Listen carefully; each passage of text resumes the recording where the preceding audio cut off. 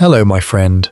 I'm glad you're here, however you found your way to this particular corner of the internet tonight, whether it was a recommendation, or a search, or just that restless scrolling that happens when the day has gone on longer than it should have. I'm glad you stayed. You came here to rest, and that's exactly what we're going to do together. Before we begin, can I ask something small of you? If you find that this channel gives you something, a little peace, a little company in the dark, a story worth carrying, would you consider leaving a like and maybe subscribing? It costs nothing but a second, and what it does is help this little channel find someone else who needs it tonight. Someone else lying in the dark somewhere, looking for a way to soften the edges of the day. I think about that person when I ask. I'm thinking about you too. Now, where are you listening from tonight? I genuinely want to know. Are you in a bedroom somewhere in the Midwest of America? The kind of room where the ceiling fan turns slowly and the streetlight comes in at a particular angle through curtains that have been there since you moved in? Are you on a small island somewhere off the coast of Scotland, with the kind of Atlantic wind pressing against the glass that makes you feel the house is breathing? Or are you somewhere in the southern hemisphere, maybe a flat in Melbourne or Wellington, where it's a different season entirely and the night has its own particular quality, that southern darkness that feels somehow more serious than other darks? Wherever you are, leave it in the comments. I read every single one. Every one. I've said it before and I'll keep saying it because it's true. Those comments are one of my favorite parts of doing this. Now, let's settle in before we go anywhere. Reach up and dim whatever light you can. Let the room find its lower register. If there's a lamp, turn it down. If there's a phone, put it face down after this. Let your jaw go soft. You've been holding it tight all day and you probably didn't notice. Let it fall open just slightly. Feel your shoulders drop. They were up near your ears, weren't they? They always are. Let them go now. And your legs, let them feel heavy. Not uncomfortable, just heavy. The good kind. The kind that means you're not going anywhere. You're here. You're staying. Comfortable? Good. Then let me tell you something about Marie Curie that the famous version of her story tends to leave out. You know her name.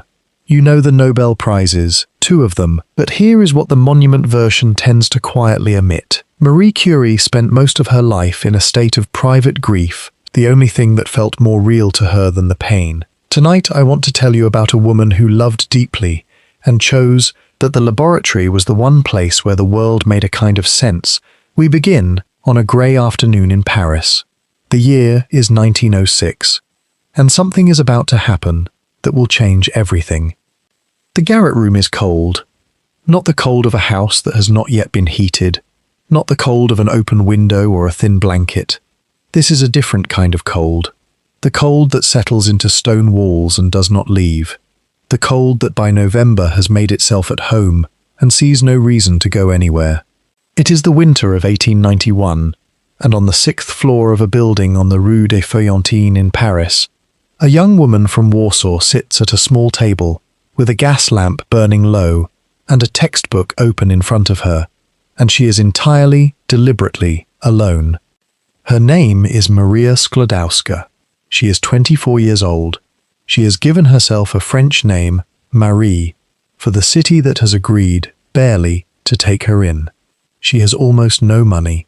She has a coat that she wears both outdoors and in, and at night she piles on top of her blankets everything she owns that could conceivably provide warmth. Extra dresses, a jacket, whatever there is. And still some mornings she wakes to find that the water in the wash basin has frozen solid during the night. The ice is not metaphor. The biographer Susan Quinn, in her exhaustively researched 1995 biography, Marie Curie, A Life, documents this detail precisely: the frozen wash basin, the 6th-floor walk, the lamp turned so low it barely holds its flame because the lamp burns coal oil and coal oil costs money that could otherwise buy bread. And there, in that room, in that cold, is where the story of Marie Curie actually begins. Not in the famous laboratory, not on the stage in Stockholm, here, in the dark. I want to be honest with you about something before we go any further.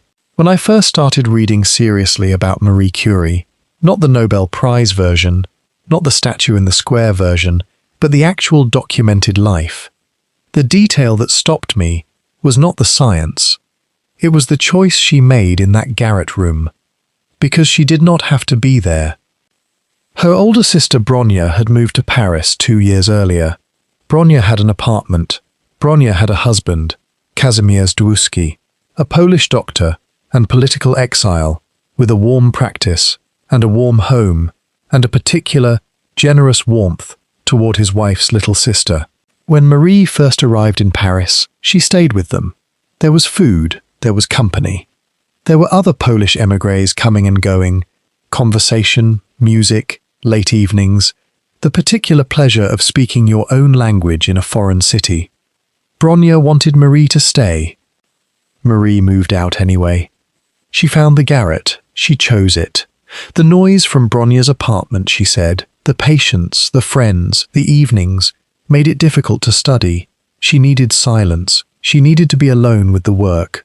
And I find myself sitting with that choice, genuinely, whenever I think about this part of her life, because it is one of those decisions that contains a whole life's worth of information inside it. It is not the last time Marie Curie will choose a cold room and difficult work over warmth and company. It is simply the first. Let me step back for a moment and tell you something about the world Marie Sklodowska was moving through, because I think you'll find it genuinely surprising, and because without it, the full weight of that garret room is impossible to understand. Poland, in 1891, did not legally exist.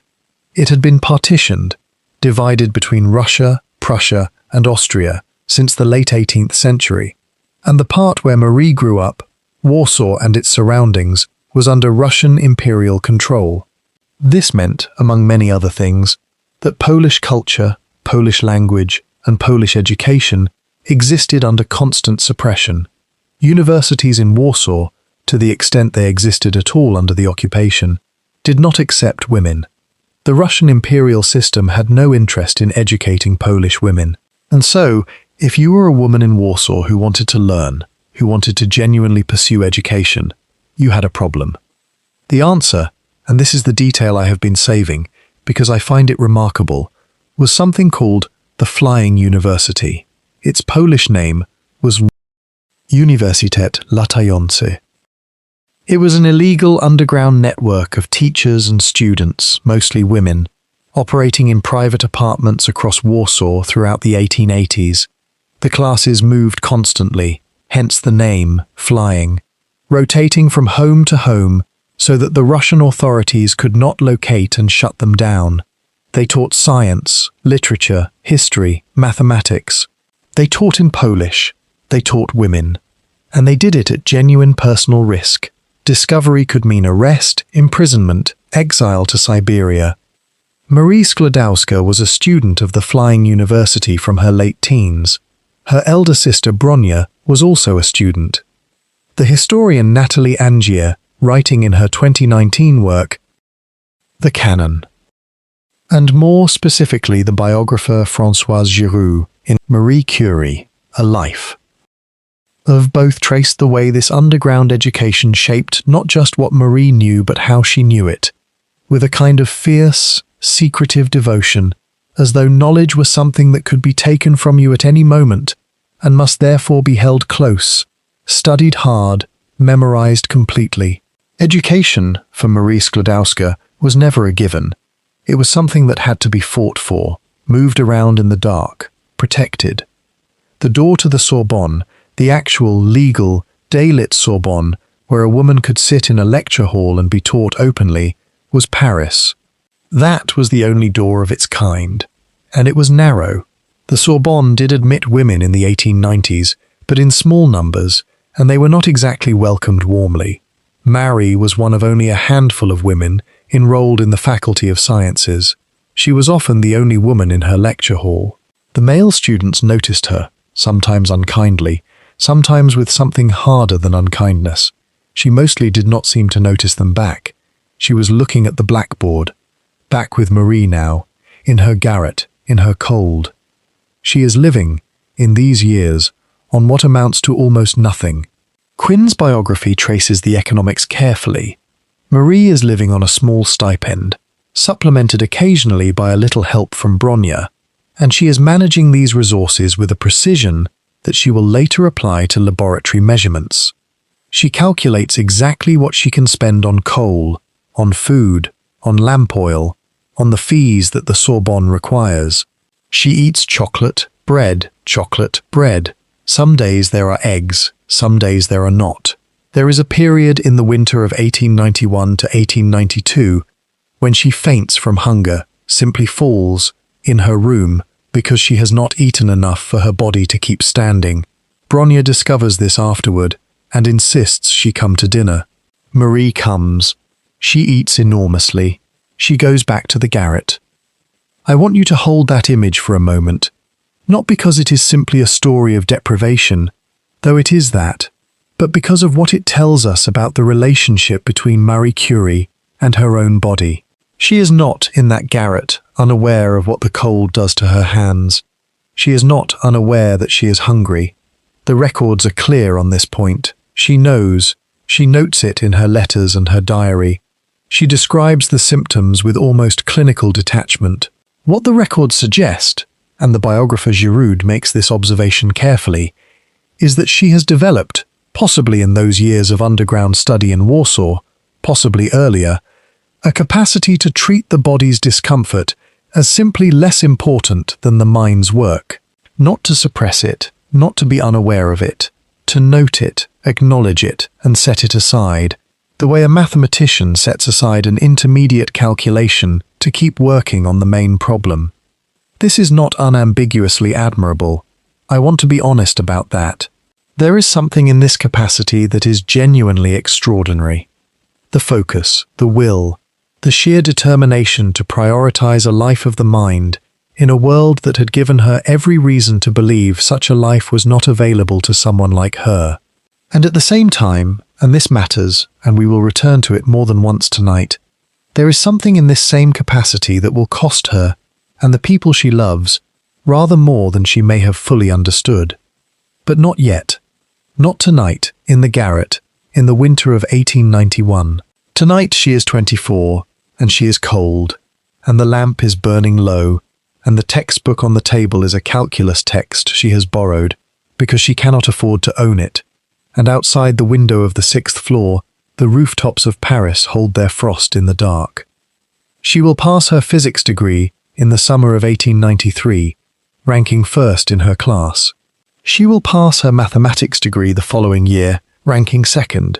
She will do this on chocolate and bread and borrowed books and frozen mornings and the particular, extraordinary thing she carries inside her, a belief, absolutely unshakable, that the work matters more than the cold. She has chosen the garret. She has chosen it completely. And somewhere in that choice, in that first cold room, that first lamp turned deliberately low, that first refusal of warmth, the rest of the story is already waiting.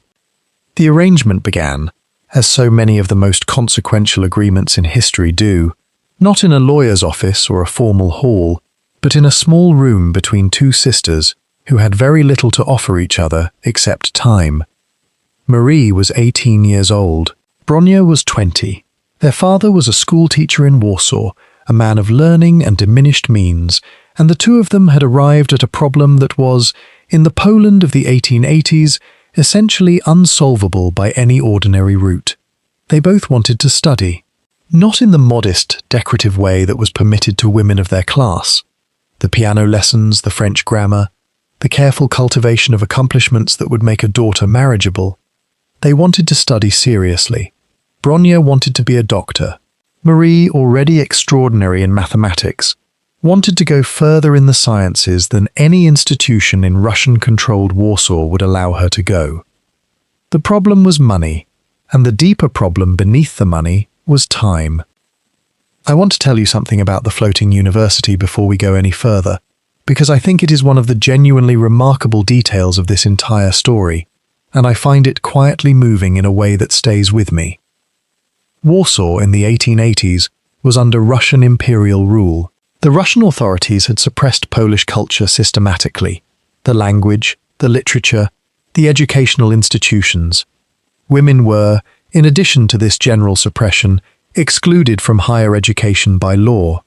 And yet there existed, operating in secret, something the Poles called the Uniwersytet Latający, the Flying University, or the Floating University.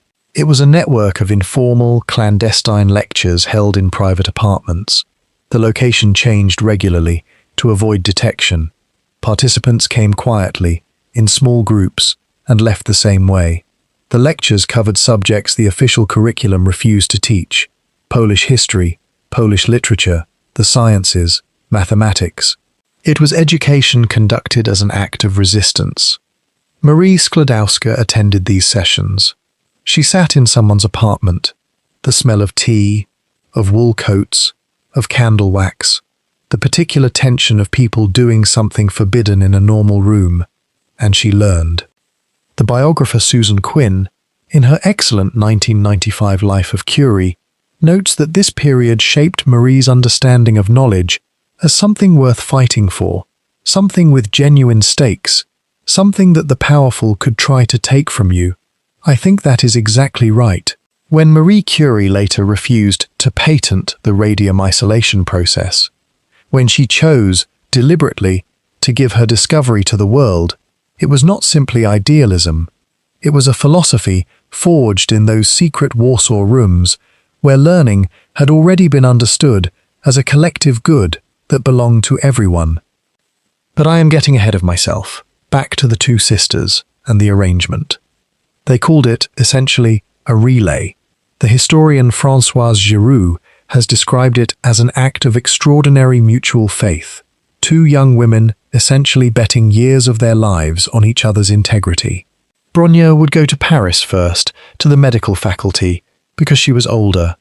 Marie would work as a governess, somewhere in Poland, away from Warsaw, earning money, and she would send a portion of everything she earned to support Bronya's studies. When Bronya qualified and began to practice, she would, in turn, support Marie's studies in Paris. On paper, it is simple. In practice, it asked something enormous of the younger sister. Marie was 18 when this began. She was bright, ambitious, burning with a particular kind of intellectual energy that her teachers had recognized since childhood. And she agreed to set all of that aside, to defer it, to hold it in suspension, for 5 years. 5 years of her youth, her intellectual prime, her early 20s, spent in service, in waiting, in the particular purgatory of a highly educated woman pretending to be less than she was in order to be employable. She went, in late 1885, to work for a family named Żurowski. Their estate was in a village called Sztuki, in the flat agricultural country north of Warsaw. The kind of landscape that offers no shelter from the sky, where winter arrives completely, where the wind comes without interruption across the fields and finds you wherever you are. The house was a manor, by the standards of the Polish countryside.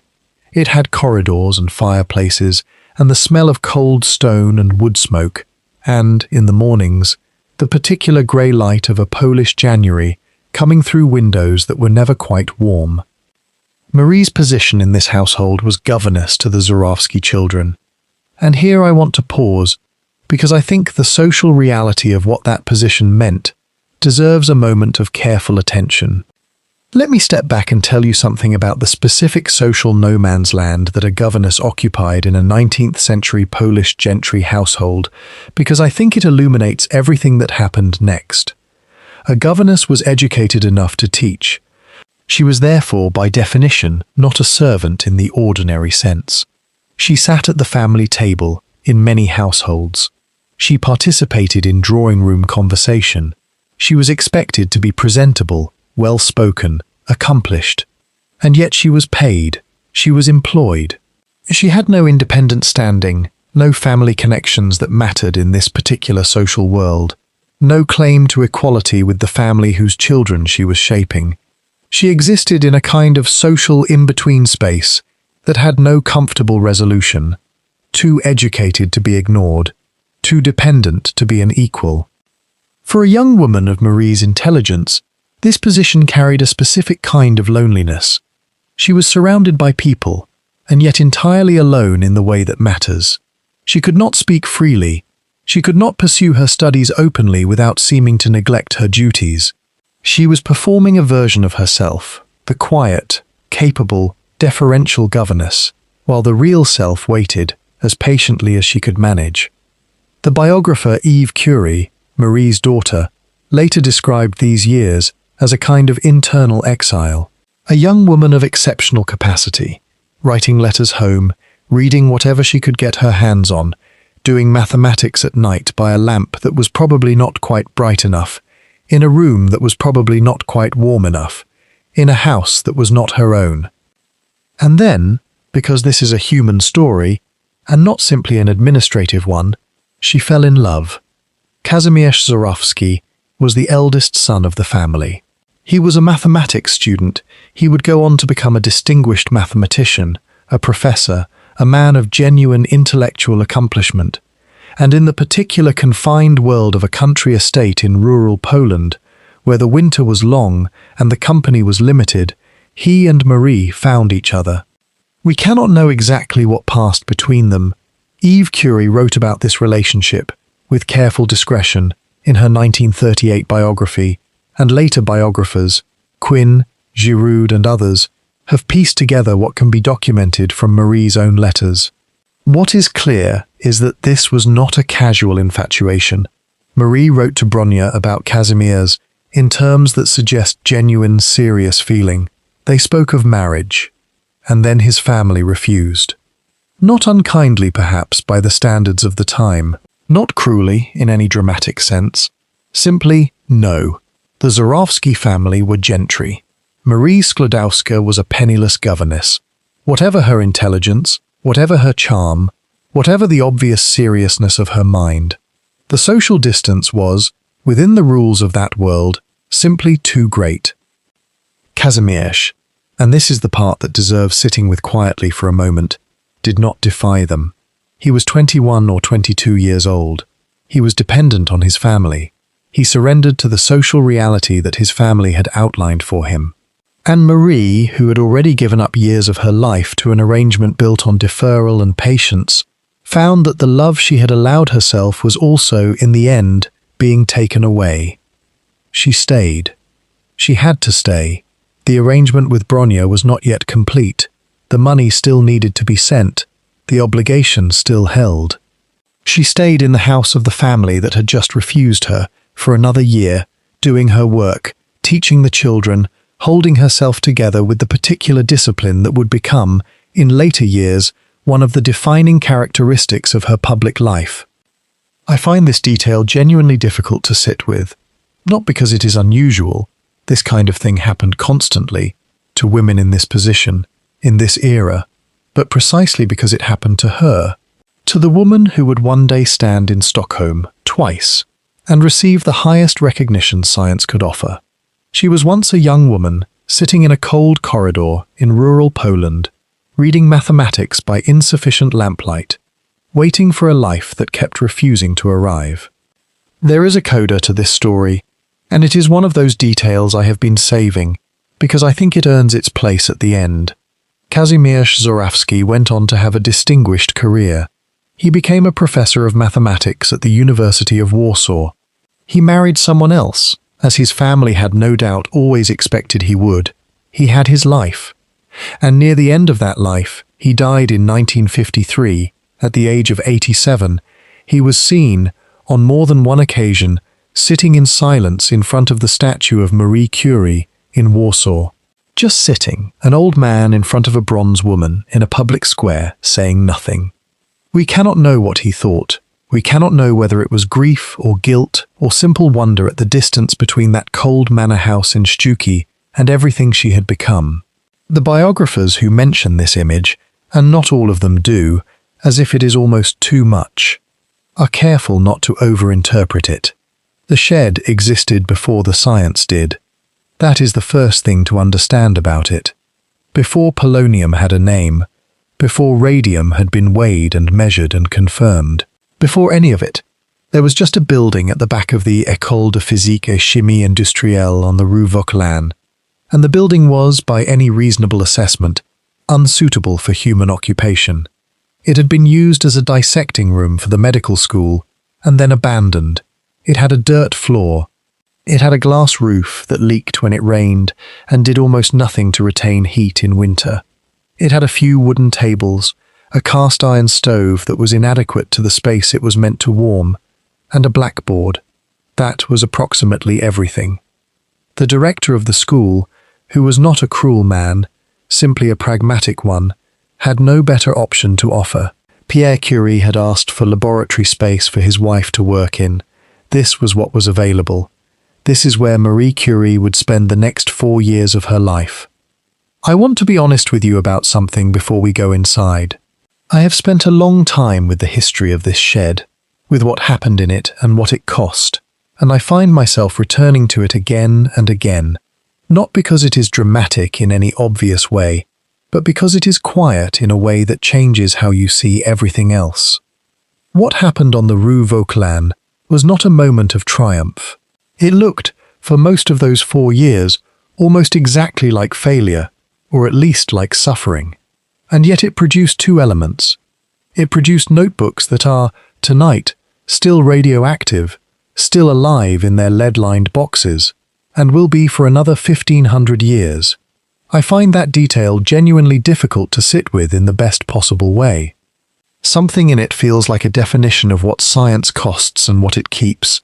So stay with me here, because I think this particular room, this leaking, freezing, magnificent room, is the most important place in the whole of this story. Walk in. It is winter, 1899.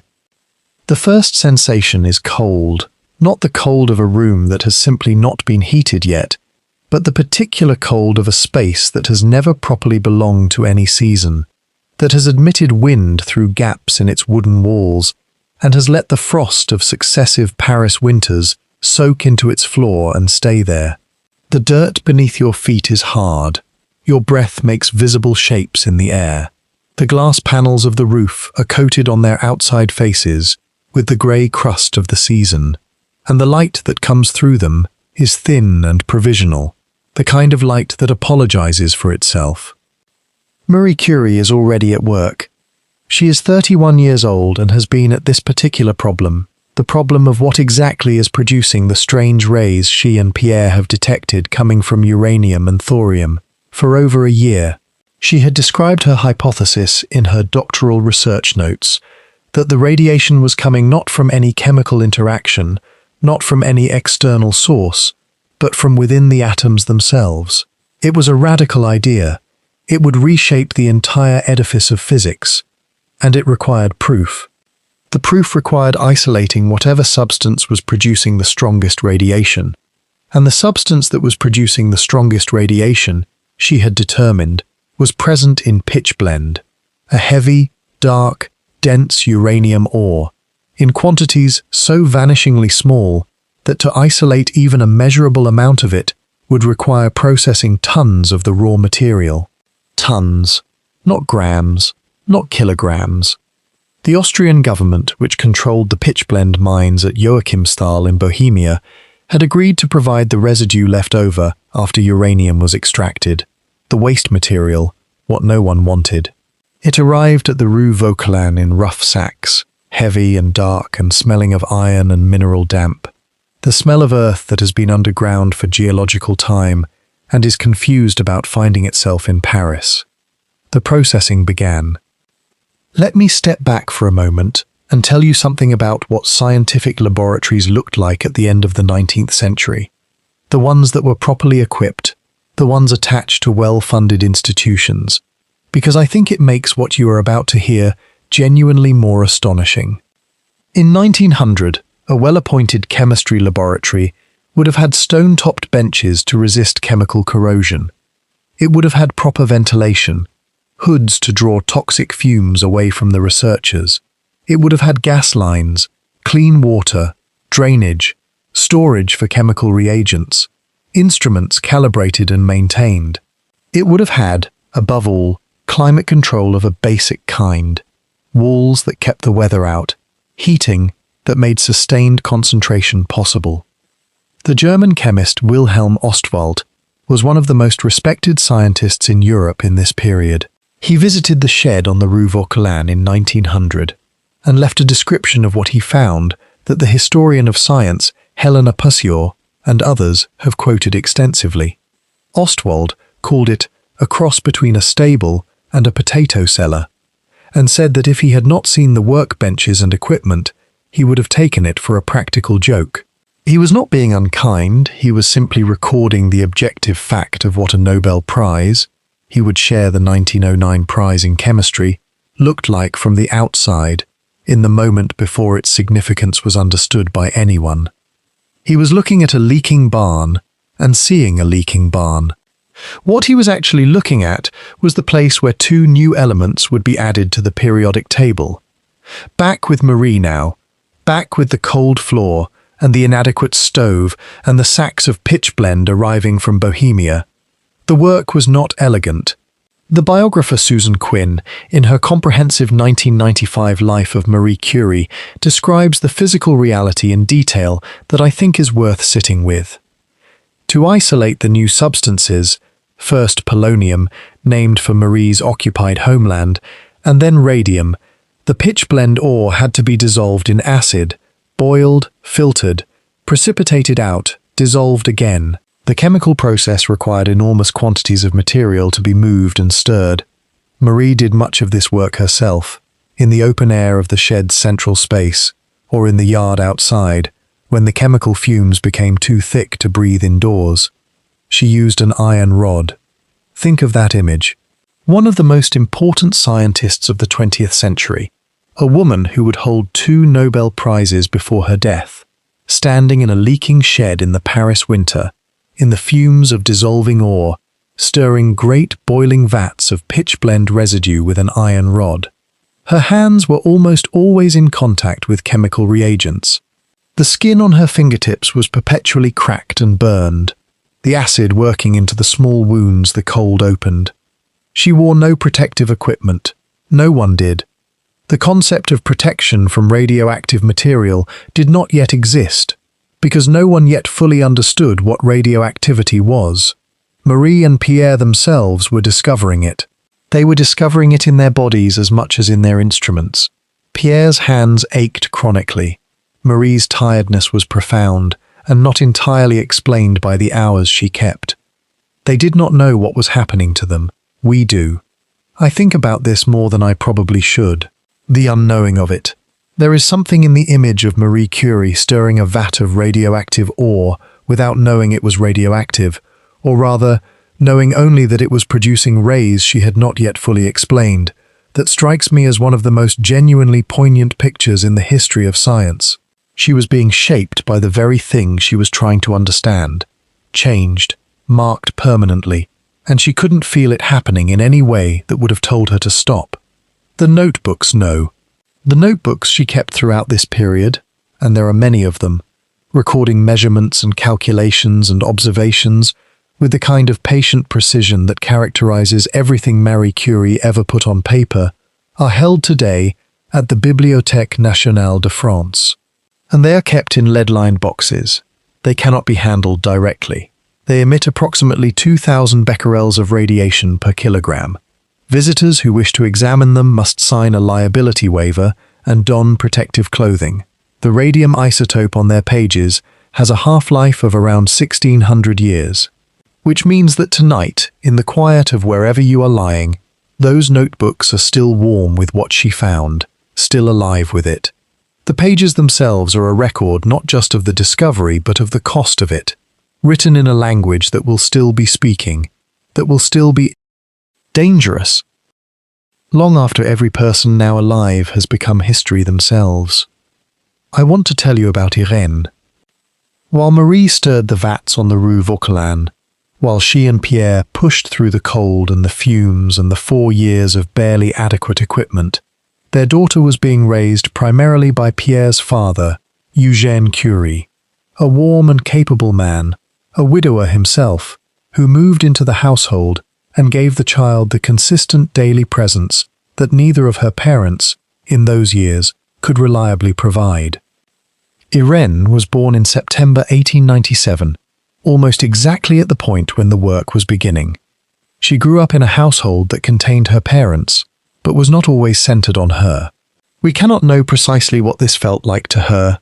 She was an infant, and then a toddler, and then a small child in this period. But the biographer Françoise Giroud and others have noted that Irene was, by all accounts, deeply attached to her grandfather, and that this attachment was not simply affectionate, but formative. Eugène Curie gave her his time. Her parents gave her as much as they were capable. The Rue Dauphine runs south from the Pont Neuf, narrow and grey, and on the afternoon of the 19th of April 1906, it was raining. Not the soft rain of April postcards. The kind of rain that makes Paris look like a city in mourning, the cobblestones dark and slick, the gutters running fast with dirty water, the horse-drawn wagons moving carefully through the wet, their wheels grinding against stone. The smell of it is particular: wet horse, wet wool, the mineral sharpness of old Parisian stone, releasing whatever it has absorbed of the city's centuries. A smell of something ancient being briefly made new by water, and then returning to itself. Pierre Curie was walking back from a scientific publishers' meeting on the Rue Dauphine that afternoon. He had an umbrella. He stepped off the pavement. He was 56 years old, distracted perhaps, the way scientists are often distracted. His mind somewhere else, somewhere inside a problem, somewhere already in the laboratory he would not reach. A horse-drawn wagon, loaded with military uniforms, came around the corner. The driver could not stop. Pierre stepped into the wagon's path, slipped on the wet cobblestones as he tried to move, and fell beneath the rear left wheel. The wheel passed over his skull. He was dead within moments, or perhaps instantly. The accounts differ on the exact sequence, but they agree on this: by the time anyone reached him, Pierre Curie was gone. The most brilliant experimental physicist in France, the man who had built his wife's scientific career alongside his own, who had refused prestigious positions and prizes when they did not include her, who had stood beside her in Stockholm 3 years before and accepted a Nobel Prize in both their names, gone on a wet April afternoon in the Rue Dauphine, beneath a wagon carrying military uniforms in the rain. I want to pause here for a moment. I find this detail, the wagon, the uniforms, the ordinariness of it, genuinely difficult to sit with. There is something about the manner of Pierre's death that history has always found slightly wrong, slightly unbearable. Not because sudden deaths are rare, they are not, but because of the particular quality of this one's randomness. This was not illness, not accident in the laboratory, not the hazard that should have come for them both from years of handling radioactive materials. It was a wet cobblestone, a horse, an ordinary afternoon in a city full of ordinary afternoons. The biographer Barbara Goldsmith, in her 2004 study, Obsessive Genius, The Inner World of Marie Curie, describes the death as one that seemed to strip even the consolation of meaning from those who loved him. You cannot find the lesson in a wheel and a wet stone. You cannot locate the purpose. You simply stand in the rain with what is left. Marie received the news at the house on Boulevard Kellerman. A colleague came to the door. We do not know exactly what words he used. We do know that Marie, according to those present, said very little. Her father-in-law, the elderly Dr. Eugène Curie, who lived with them and who had become one of the fixed points of their household, was there. Her daughter Irene was 8 years old. The biographer Susan Quinn, in her essential 1995 biography, Marie Curie, A Life, draws on the accounts of friends and family to describe the manner of Marie's receiving the news. A composure so complete it frightened people. Not the composure of someone who had not understood. The composure of someone who had understood entirely and had no idea what else to do with the information. Quinn notes that Marie went very still, that she did not weep, that the stillness itself was something witnesses found almost harder to look at than grief would have been. Irene was told by her grandfather, "We do not know how Dr. Eugène Curie found the words. He was 79, and he had just lost his son, and he sat with a child of 8 and tried to explain something that does not have an explanation adequate to the weight of it. Irene's own account, given much later in life, returns to the figure of her grandfather in that moment. The old man, the child, the quiet room. Let me tell you something about that kind of grief, because I think you will find it genuinely interesting, and because what Marie did with her grief in the days that followed is impossible to understand without it. There is a phenomenon documented across cultures and across centuries that grief scholars and psychologists sometimes call continuing bonds. The tendency of the bereaved, particularly in the immediate aftermath of a sudden loss, to maintain a relationship with the person who has died, to speak to them, to write to them, to lay out their things as if they are coming back. This is not pathology. The grief researcher and academic Phyllis Silverman and her colleagues, who developed much of the academic framework around this concept in the 1990s, argue that this continuation is not a failure to accept death, but a deeply human response to the impossibility of what sudden loss asks us to do, to reorganize an entire interior world in a single moment. The relationship continues internally long after it has ended externally. The bonds do not simply cease. What makes this particular detail matter for Marie Curie is this. In the days after Pierre's death, she began to write to him, not in the public register of letters meant to be read, in a private journal, and these journal entries were among the most intimate documents she ever produced. She writes to Pierre directly. She uses the second person. She addresses him as if he might read what she has written, or as if the act of writing were itself a form of reaching across the distance that now separated them. Quinn and Goldsmith both quote from these entries. In one, written in the days immediately following his death, she describes pressing her face against his cold face in the mortuary, the particular temperature of it, the stillness of him, the way the cold did not feel like Pierre, and yet was Pierre. She writes of the smell of the laboratory without him, a smell she knew so precisely, the specific chemistry of their shared work, that his absence made it wrong in a way she could not account for. She writes of the bed, the absence of his weight in it, the way a body makes a particular depression in a mattress, a particular warmth, a particular presence that is irreplaceable, not because of who it was, but because of the specific material fact of it. I want to be honest with you about something. I find those journal entries, and I have spent some time with the passages that have been quoted and discussed by biographers, among the most remarkable private documents I have encountered in preparing any episode of this series. We are eavesdropping on something that was never meant to be read. Marie Curie was not a person who readily offered her interior life. The public figure she became, composed, precise, formidable, the woman who walked into scientific meetings and was routinely ignored or dismissed until they could not ignore her anymore. That figure was built partly on the refusal to let the private self be exposed. And here, in a journal written to a dead man, the private self is simply present, unguarded, longing for a weight in a bed. There is something in that particular tenderness that makes the choice she made next, the choice the rest of this story turns on, both more painful and more comprehensible. Because it was not a woman without grief who returned to the laboratory. It was a woman whose grief was exactly this large, this specific, this intimate, who returned anyway, not instead of grieving, alongside it, inside it. The rain continued in Paris for several days after Pierre's death. The April cold persisted. The house on Boulevard Kellerman held its quiet in the way that houses do after something irreversible. Every ordinary object slightly wrong now, slightly too present. His coat on its hook, his notebooks on the desk, the particular disarray of a working scientist's things, which had been disarray with him in it, and was now simply wreckage without him. Marie sat with the journal. She sat with Irene, who was 8, and did not yet know how to hold what had happened. She sat with Dr. Eugène Curie, 79 and newly bereft.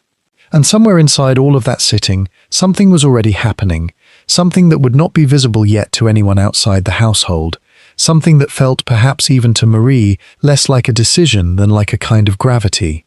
The pull of the work, the pull of what Pierre had left half-finished. The pull of the laboratory, which smelled wrong without him, and which was the only place on earth where she had ever fully been herself. She would go back. She would go back soon. She would go back in a way that would astonish even the people who loved her. But not yet. Not tonight. Tonight there was the rain on the Paris cobblestones, the wet stone smell rising through the window, the cold face in the mortuary pressed once against her forehead, the journal open to a page being written to a man who could not read it, the lamp burning low, the house so quiet you could hear the weight of what was no longer there. The Sorbonne lecture hall smelled of chalk dust and old wood, and the particular warmth of too many people packed into a space not designed for the number who had come. It was the 5th of November, 1906, a Monday. The autumn light would have been pressing through the tall windows at that low, late-season angle, not warming exactly, more like illuminating, the kind of light that makes everything it touches look simultaneously vivid and fragile. The hall was filled beyond its ordinary capacity. Students had arrived early, an hour at least, to secure seats.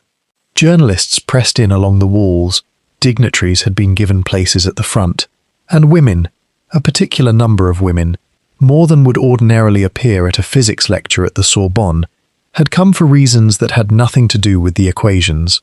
They had come simply to witness, to be present for something that, if they were honest with themselves, they had never expected to live to see. I want to hold that image for just a moment before we step into the room with her. All those people, all that breath and body heat and quiet anticipation, and then the door opening. Marie Curie walked in. She did not acknowledge the significance of the moment. She did not speak to the applause that rose to meet her, though the biographer Susan Quinn, in her deeply researched 1995 biography, Madame Curie, A Life, describes the reception as prolonged, an ovation that people in the room remembered for the rest of their lives.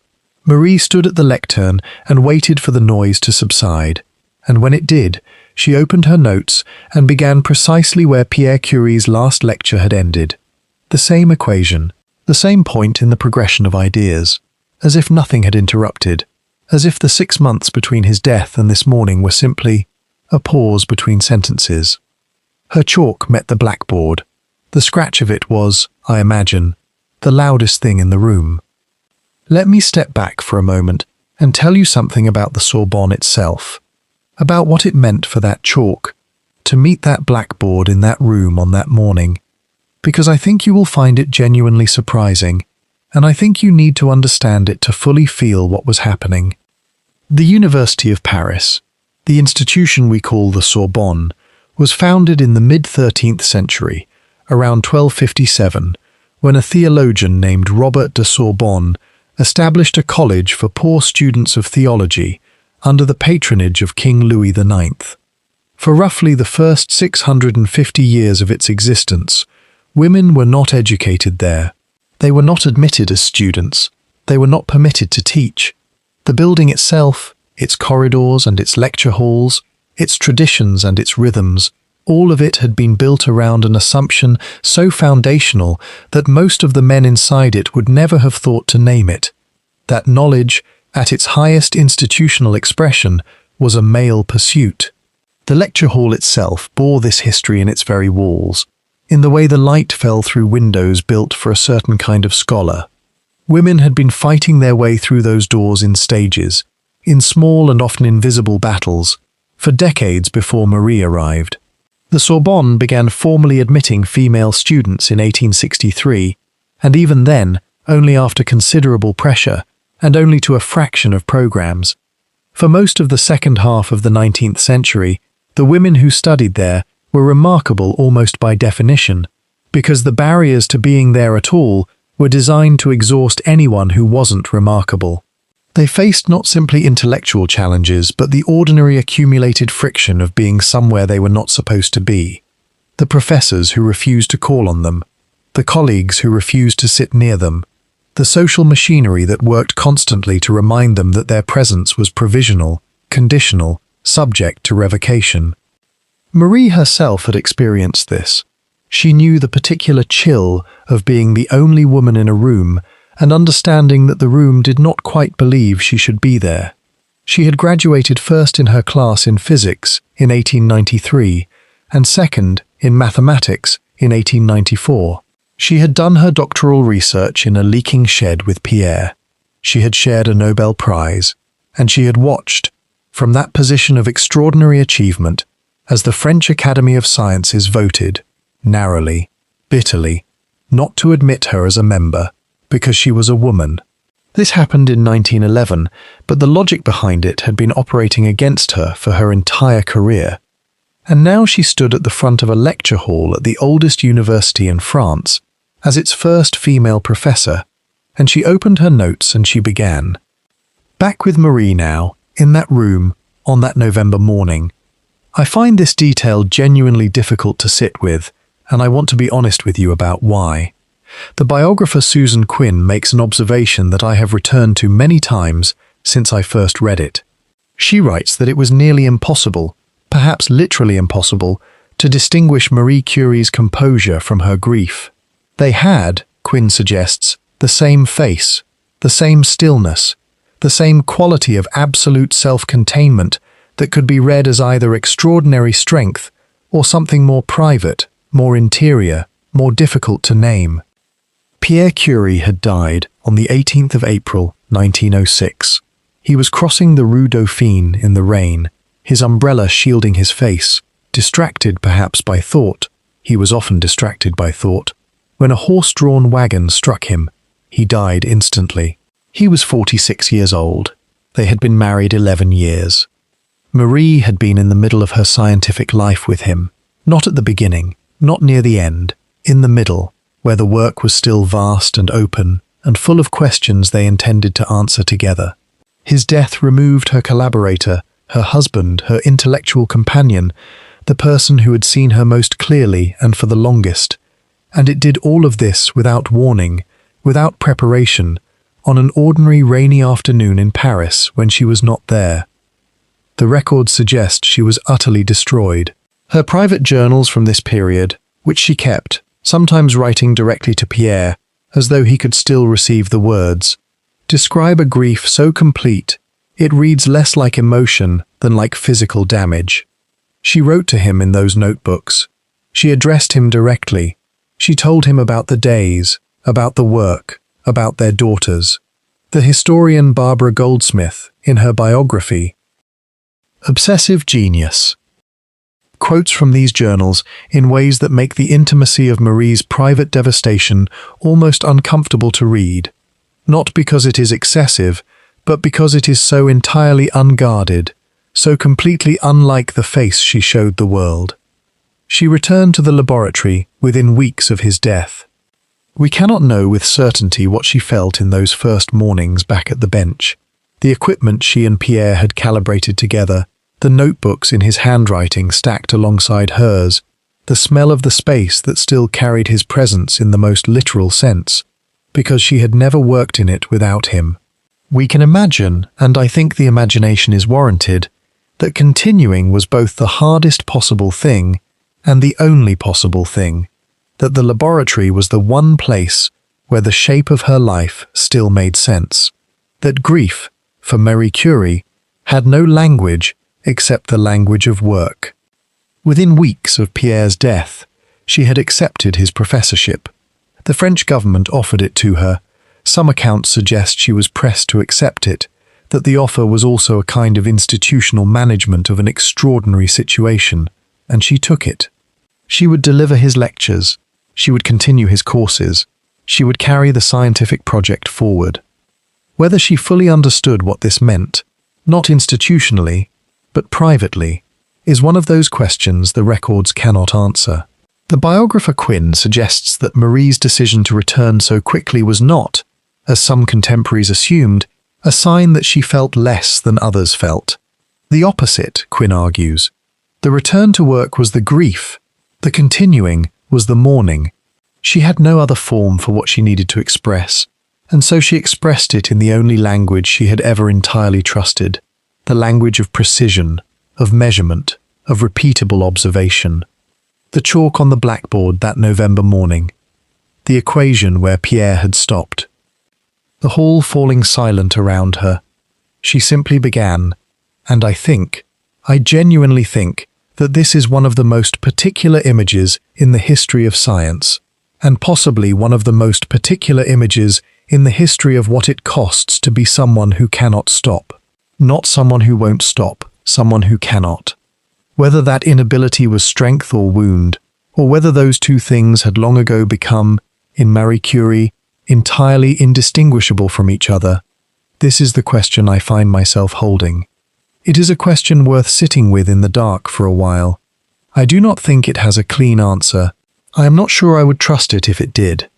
There is a letter, or rather, there are many letters, dozens of them, and the historian Susan Quinn, who spent years tracing Marie Curie's private correspondence, has written about them with a kind of careful tenderness that feels entirely appropriate to what they contain. Marie wrote to Irene when they were apart. She wrote often, she wrote in detail. She asked about the garden, about the bicycle, about the health of the rabbits Irene kept as a child. She asked whether her daughter was eating, whether she was sleeping, whether the lessons were going well. The letters are full of endearments in Polish, in French, in the particular private language that develops between a mother and a child when the mother is also always somewhere else. What I want you to notice, because I find this genuinely one of the most complicated things about Marie Curie's story, is that the letters are warm. They are not the cold dispatches of a woman who did not feel. They are tender and specific and detailed in a way that suggests Marie Curie was paying attention, even from a distance, even from inside a laboratory that smelled of chemicals and coal smoke, and the particular mineral sharpness of substances no one had ever isolated before. She was paying attention, and she was still not there. Picture the letters arriving.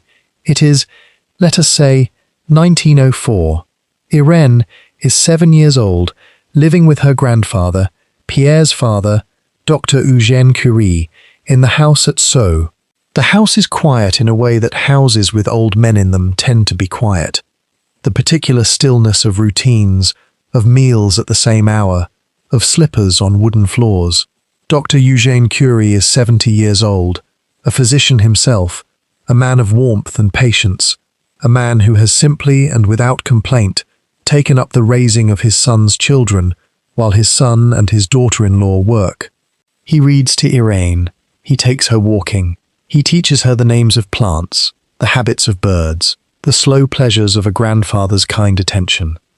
The letter comes in Marie's handwriting, small, careful, dense on the page, the ink a dark blue-black that has survived more than a century in archives. Irene holds it. She can smell, faintly, the envelope, paper, and something else, something faintly chemical, the ghost of the laboratory that clings to her mother's things in a way the family has simply learned to accept. She reads her mother's words. Her mother is asking about the rabbits. Her mother is 80 kilometers away, in Paris, in a shed. I want to be honest with you about something, and I want to hold it carefully because I am not interested in condemning Marie Curie. I think condemnation would be the easiest and most dishonest response to what this section is really about. What this section is about is the structural truth of Marie Curie's motherhood. It was real, and it was loving, and it was, by almost any ordinary standard, insufficient. Not because she didn't love her daughters, the evidence suggests she did, deeply and genuinely, but because the laboratory was, structurally, always first. It came first in her time, in her attention, in the hierarchy of what could be interrupted and what could not. Dr. Eugène Curie raised Irene. Let us be plain about that.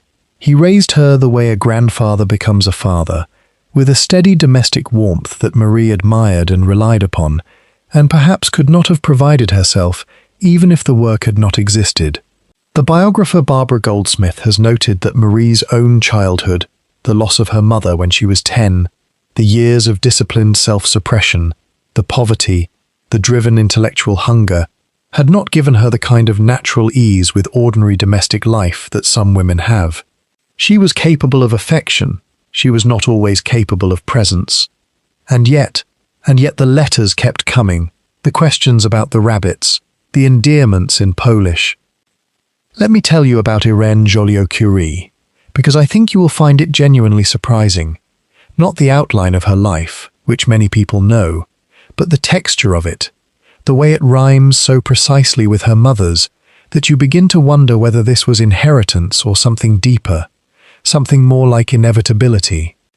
Irène Curie was born in 1897. She grew up in houses that smelled of science, the particular dry mineral smell of the laboratory, the metallic tang of equipment, the coal smoke of the heating stoves that kept the larger workspaces barely habitable in winter.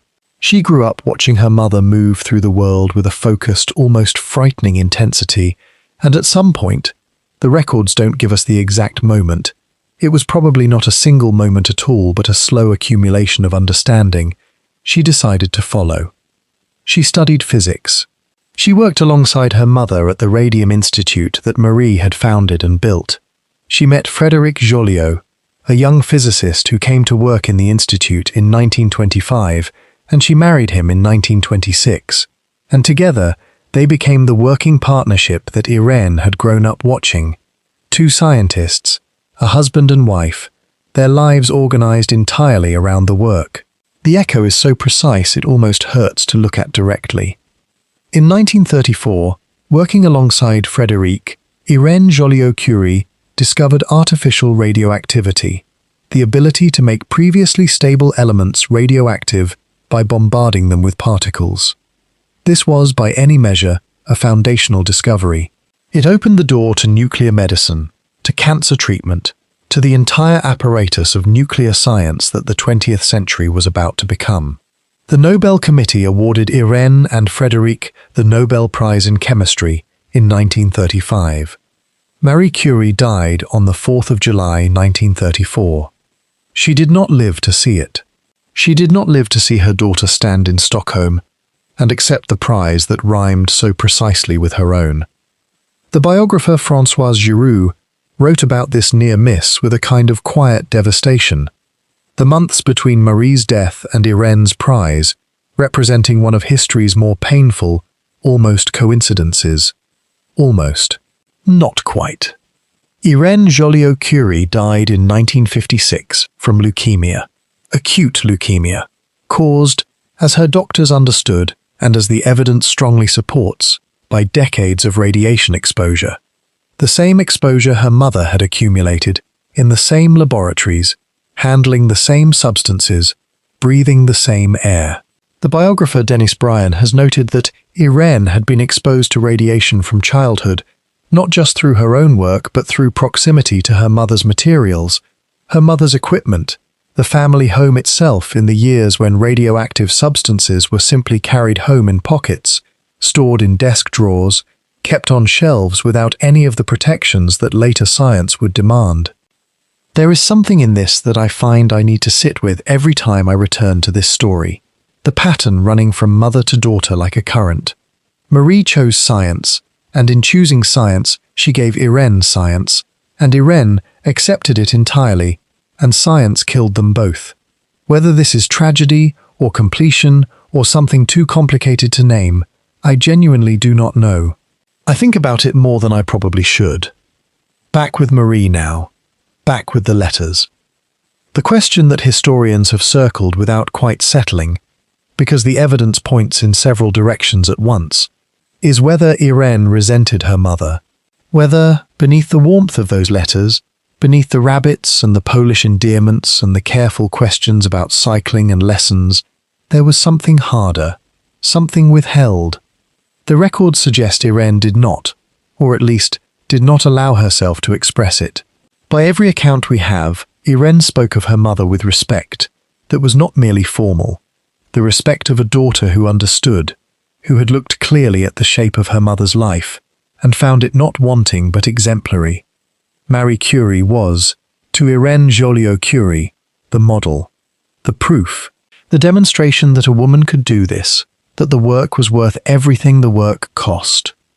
We cannot know, and I want to be careful here, because the interior of another person's emotional life is genuinely not recoverable from letters and published accounts. We cannot know what Irene felt in the private hours, in the rooms the biographers don't have access to. It is tempting to imagine, as the historian Nathalie Angier has suggested, that there was something complicated in Irene's absolute embrace of her mother's values, that choosing to love what your mother chose over you might be the most sophisticated kind of forgiveness, or the most sophisticated kind of self-protection, and that from the outside, these two things can look identical. What we can say is this: Irene Curie grew up in the shadow of an extraordinary woman, was raised partly by a grandfather who loved her steadily and well, received letters full of tenderness from a mother who was always somewhere else, and became, in the end, her mother's most literal continuation. She carried the work forward. She won the prize. She died of the same cause. There is a particular quality to the love Marie showed in those letters, a love that was real and somehow insufficient at once, a love that crossed distance but could not quite cross the fundamental fact of where Marie's life was actually located. The laboratory was not a choice Marie made against her daughters. It was simply where Marie lived. It was the place she existed most fully, most authentically, most at home. And perhaps this is something I find genuinely moving and genuinely sad, and I am not sure those two things are separable here. Perhaps the greatest thing Marie Curie gave her daughter Irene was not, "The letter exists. You can read it today if you want to," a copy of the statement Marie and Pierre Curie made public in 1898, and the position they reiterated and clarified and held to for the rest of their lives, through poverty and prize money and the long underfunded years that followed. It is not a dramatic document. It does not read like a manifesto. It reads like people explaining something they considered obvious. And that, I think, is what makes it so quietly astonishing. Narrator. The Curie laboratory on the Rue Le Monde is cold in the way that only stone buildings in November can be cold. A cold that comes from inside the walls, from the earth beneath the flagstone floor, from the particular density of the air when there is no fire and no sunlight and nothing generating heat except two human bodies bent over their work. The smell in here is chemical and mineral, sharp and faintly metallic. The light comes from a single lamp tilted toward the bench where Marie is writing, and the ink dries slowly in the cold so that she must be patient, must let each line rest before she moves to the next. She is writing, in this particular December, about radium, about the process, about how it is done.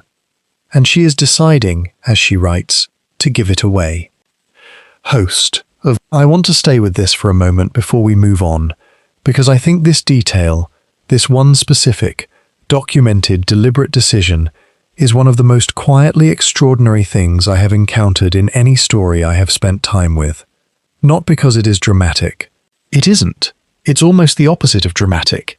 It is the drama of someone simply deciding not to do something that everyone around them assumed they would do. It is the drama of a held principle in a cold room. Let me give you the facts, and then I want to tell you what I think they actually mean. Radium is extraordinarily difficult to isolate. Marie Curie, working first with Pierre and later largely alone, processed something in the region of 1 ton of pitchblende, a heavy, dark, uranium-rich ore shipped from Bohemia, to produce a fraction of a gram of radium chloride. The process involved boiling, filtering, dissolving, precipitating, and repeating the cycle, again and again, in conditions that were by any modern standard genuinely dangerous, and by the standards of their own time simply grueling. The shed that served as their main laboratory was described by the chemist Wilhelm Ostwald, who visited it, as resembling a cross between a stable and a potato cellar. There was a leaking roof. There was, in winter, no adequate heat source. They had invented and refined and systematized this process through years of physical labor. The process was theirs. It had commercial value that was already, by the early 1900s, becoming clear. Radium was beginning to be used medically, and the industrial demand for it was growing. A patent on the process of isolating radium would have been enforceable, lucrative, and by any reasonable standard entirely justified. They did not take it. In 1903, the same year they shared the Nobel Prize in Physics with Henri Becquerel, Pierre was invited to speak in London at the Royal Institution. He described the isolation process in full. He answered questions. He disclosed everything. This was not an oversight. As Susan Quinn, whose biography of Marie Curie remains one of the most carefully researched accounts of her life, documents, the Curies had discussed the question of patents explicitly and had made their position clear. They would not patent the process. They would publish the method. Anyone who wished to use it could do so. The advancement of science required that knowledge circulate freely, and that was, to them, simply the end of the discussion. Marie, in her own memoir, written in 1923, addressed this directly. She wrote, and I am paraphrasing from documented text rather than inventing a quotation, that she and Pierre had considered the question and that their decision had been deliberate. The process for producing radium should belong to no one. It should be free. She later estimated, with the particular clarity of a scientist who was also a woman who had spent decades worrying about money, that the royalties from a patent on the radium isolation process would have made them wealthy, not comfortable, wealthy. They did not take it.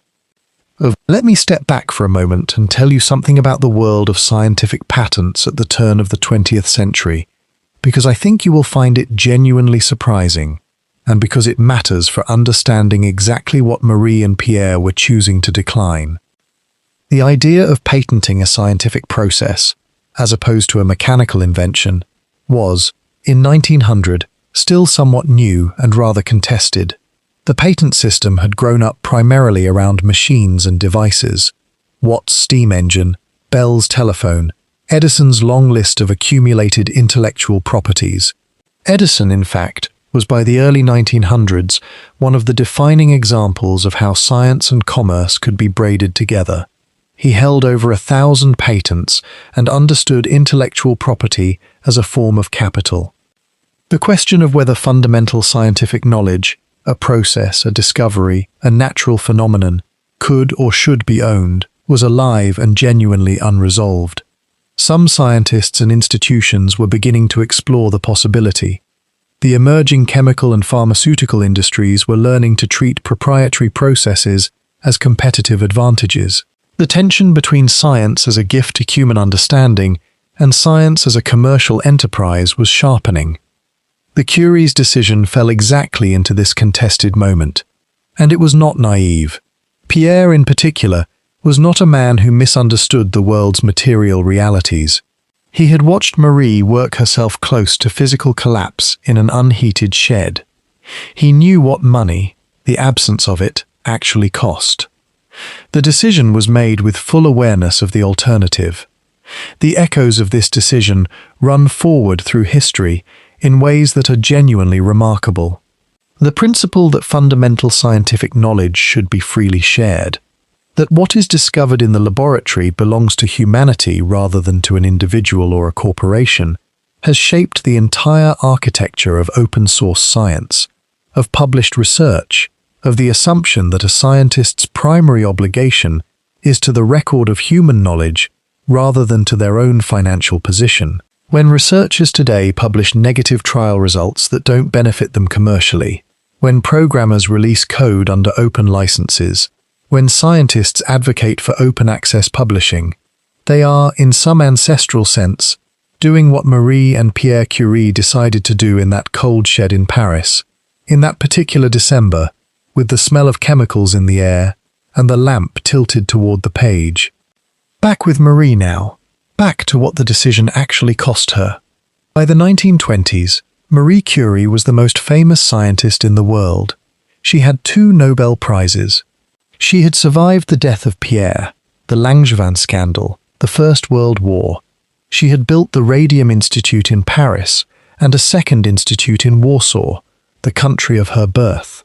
She was, in the language of the newspapers who loved and hated and mythologized her in roughly equal measure, a legend.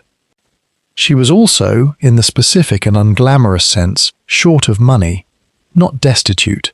But the Radium Institute operated on a budget that required her constant attention and constant effort.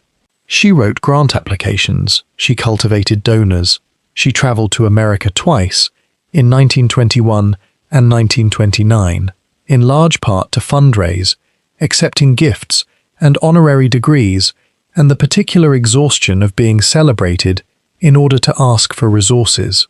The 1921 American trip, organized partly by the journalist Marie Mattingly Maloney, raised enough money to purchase 1 gram of radium for the Institute, a gift the American women's organizations presented to her with ceremony, with speeches, with the full weight of public admiration. 1 gram of radium, the element she had isolated, the process she had perfected, the discovery she had made in a leaking shed on the Rue Le Monde, working by lamplight in the cold. She received it as a gift. She carried it back to her laboratory. There is something in this particular image that I find I cannot entirely set aside. The same woman who had chosen not to patent that process, who had, as the biographer Françoise Giroux and others have documented, made that decision with clear eyes and without apparent regret, now accepted a gram of the result of her own discovery as a charitable donation to her work. I want to be honest with you about something. I have read through the documented record of Marie Curie's later years, looking for the moment when she expressed regret about the patent decision, looking for a letter where she admitted the cost, a diary entry where the contradiction surfaced, and I haven't found it. Biographers who have spent considerably more time with the archive than I have, Susan Quinn, Barbara Goldsmith, whose book, Obsessive Genius, traces the private interior of Curie's life with particular care. None of them, to my knowledge, document a moment of expressed regret on this specific question. And I find that genuinely moving, not in a simple or sentimental way, in a more complicated way. We cannot know, with certainty, what Marie Curie felt about the fundraising trips, the grant applications, the years of institutional financial anxiety that a different early decision might have prevented. The archive does not give us that particular interior. What the archive gives us is behavior, she continued. She continued without, in any documented form, suggesting that she had made the wrong call. The biographer Susan Quinn writes that Curie's sense of scientific ethics, her belief in the free circulation of knowledge, was not a performance or a public position. It was structural to who she was. In the laboratory in later years, the letter arrived quietly, as damaging things often do. Svante Arrhenius, Swedish chemist, Nobel laureate, and at that particular moment one of the most respected scientific voices in Europe, wrote to Marie Curie in November of 1911 with what he almost certainly believed was friendly advice. The French press had been running a campaign against her for weeks. The details of her relationship with physicist Paul Langevin, a former student of Pierre's, a married man, a man whose estranged wife had given letters to a journalist, had become a daily spectacle. Arrhenius wrote, in effect, to tell her that in light of these circumstances, perhaps it would be better if she did not come to Stockholm to collect her Nobel Prize. She had already won it. The announcement had been made on the 8th of November. Chemistry, the isolation of radium and polonium, the measurement of radium's atomic weight, the investigation of its properties, the second Nobel Prize, the one that was entirely hers, in her own right, not shared. And a man she respected, a colleague, a peer, was writing to suggest she might want to stay home. She wrote back, the essence of her response, documented by her biographers and summarized by Susan Quinn in her essential 1995 biography, Marie Curie, A Life. Was this? The Nobel Prize had been awarded for scientific work, and her scientific work had nothing whatsoever to do with her private life. She was coming. I want to sit with that for a moment because I think it deserves it.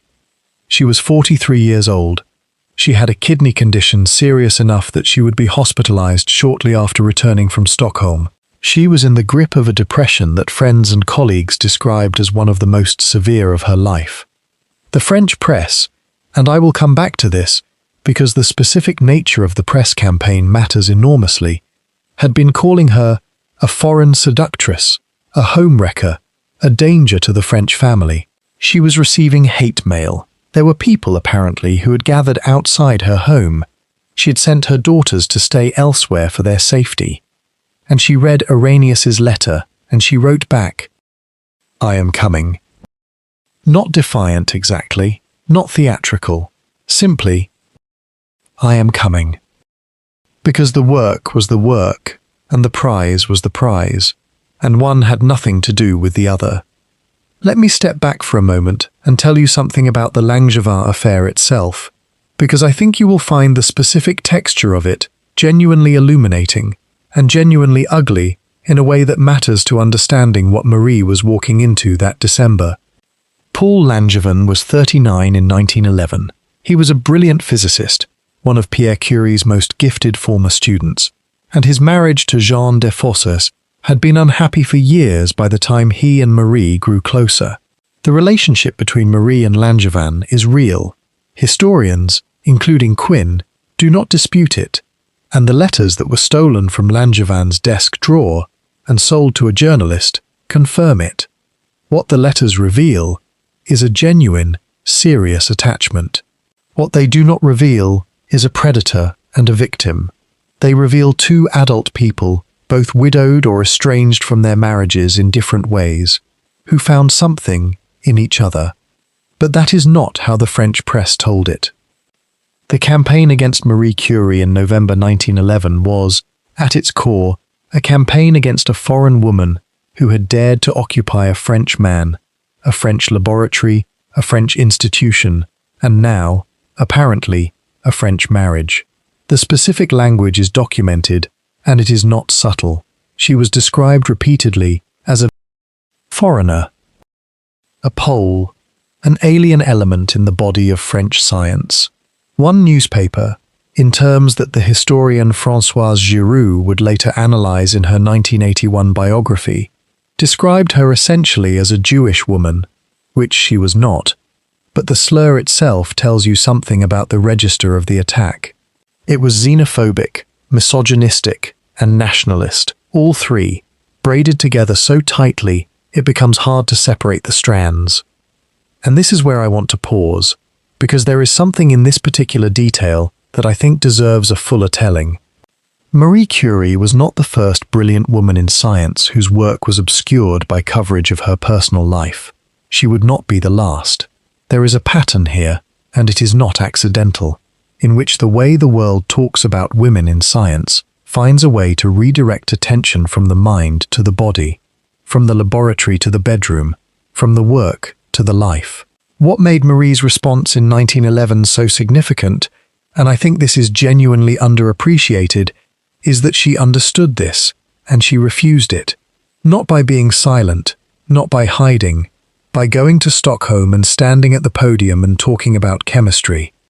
She was making an argument, not with her words, with her body, with her presence, with the simple, exhausting, physically painful act of being there.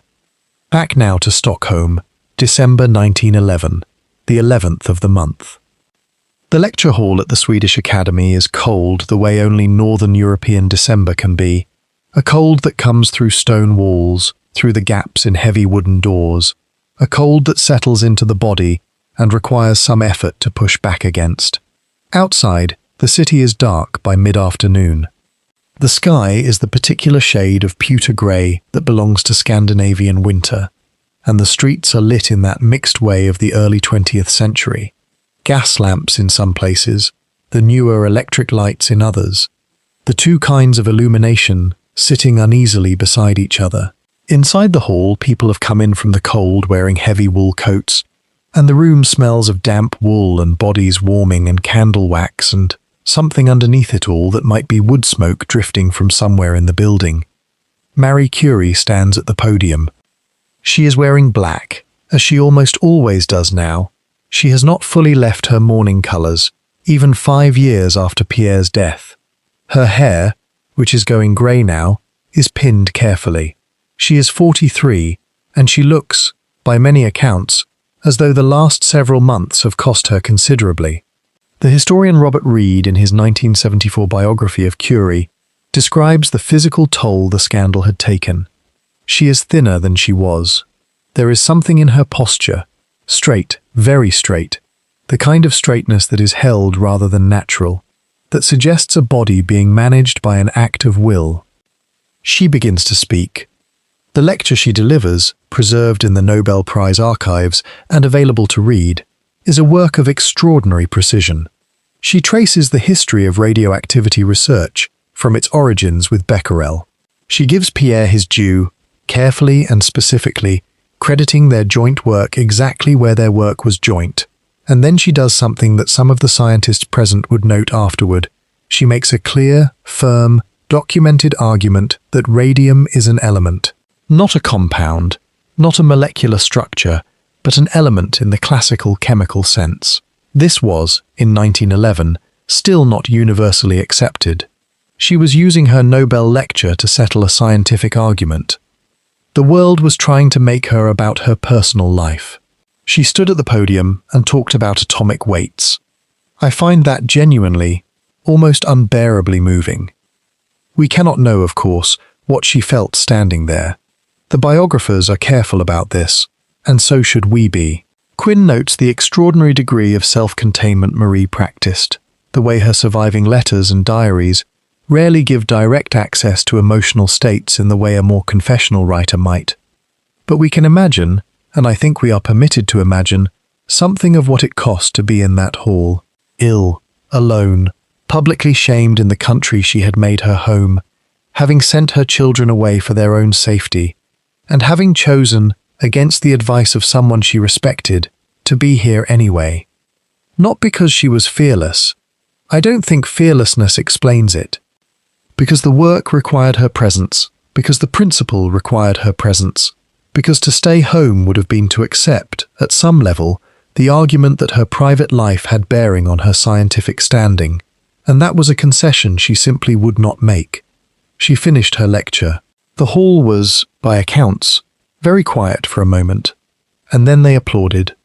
She had stood in the cold December light of Stockholm and chosen, one more time, the work over the comfort of retreat. The choice to be seen, even when being seen hurt, is one of those things that I think about more than I probably should. The vehicle moves before dawn.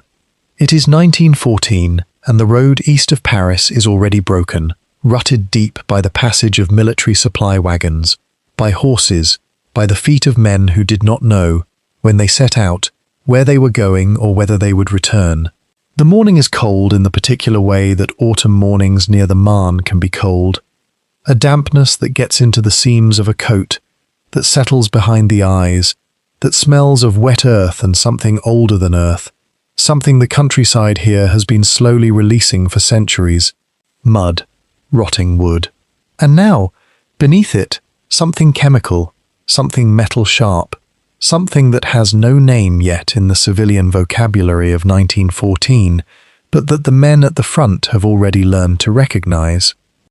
Inside the vehicle, a grey Renault, converted, its passenger compartment stripped and rebuilt to hold a portable X-ray generator and a fluorescent screen and coils of electrical cable and bottles of photographic developer.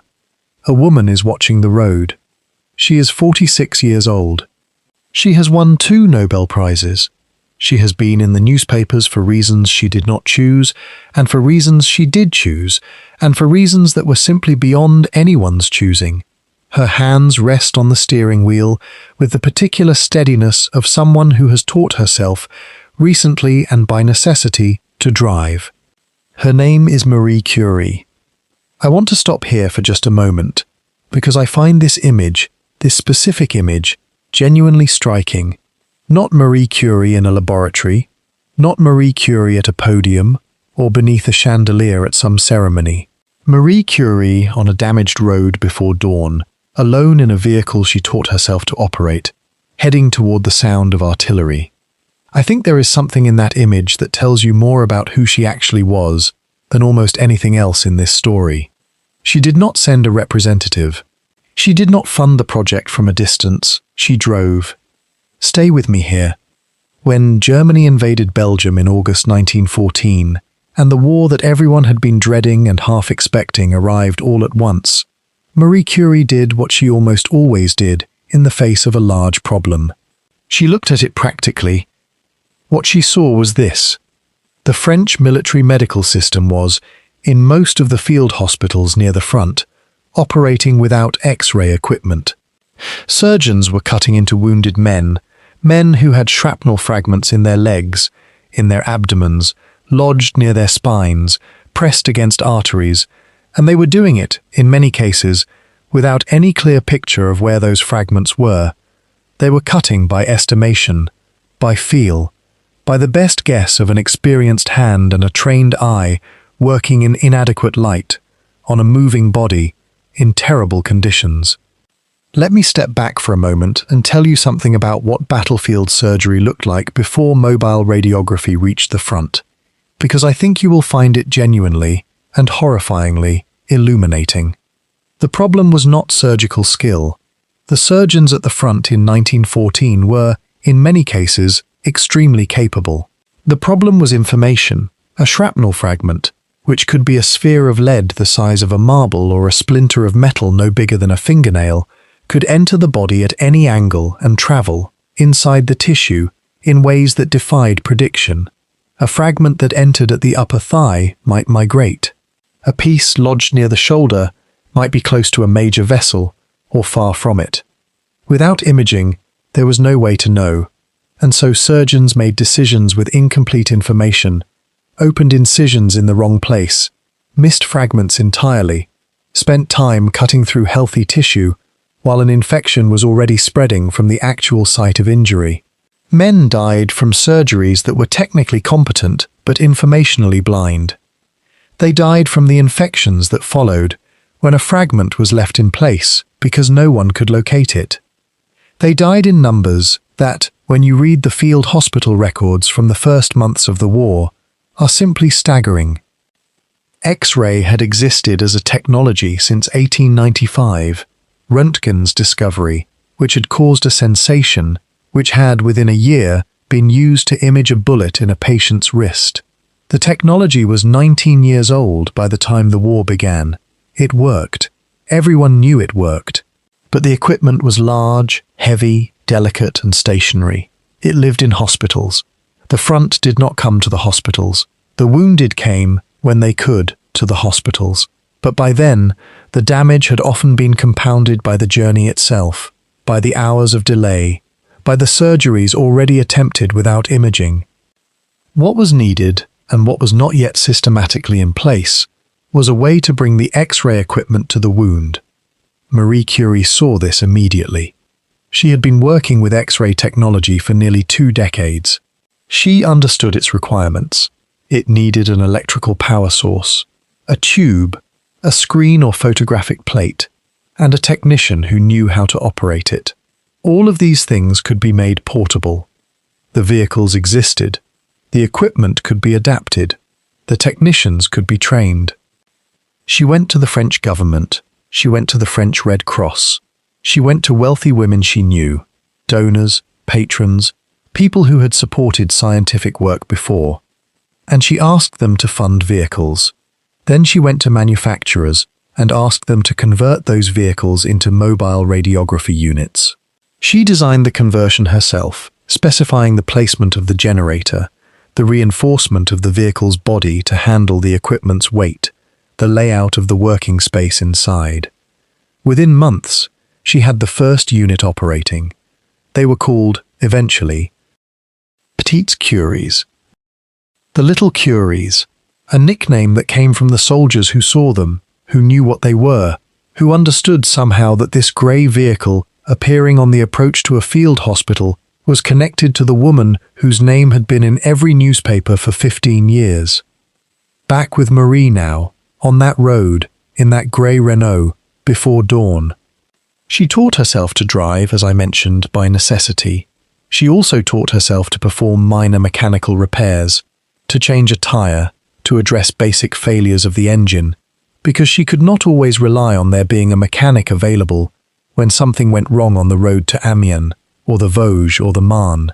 The biographer Susan Quinn, in her deeply researched Life of Curie, published in 1995, notes that Marie learned these skills quickly and practically, as she had always learned things, by identifying what was required and acquiring it. Quinn describes her as having a kind of operational ruthlessness in this period. Not cold, not unfeeling, but focused in the particular way that great scientific minds often are. A capacity to narrow down to the problem directly in front of her and address it without being distracted by the discomfort of addressing it. She drove to battlefield hospitals in the Marne, in the Vosges, near Amiens. She drove in autumn when the roads were mud, and in winter when they were ice.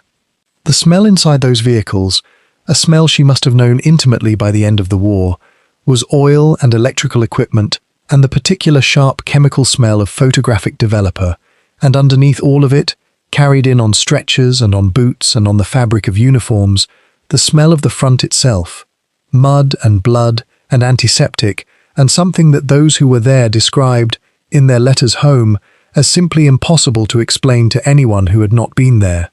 The generator hummed when it was running.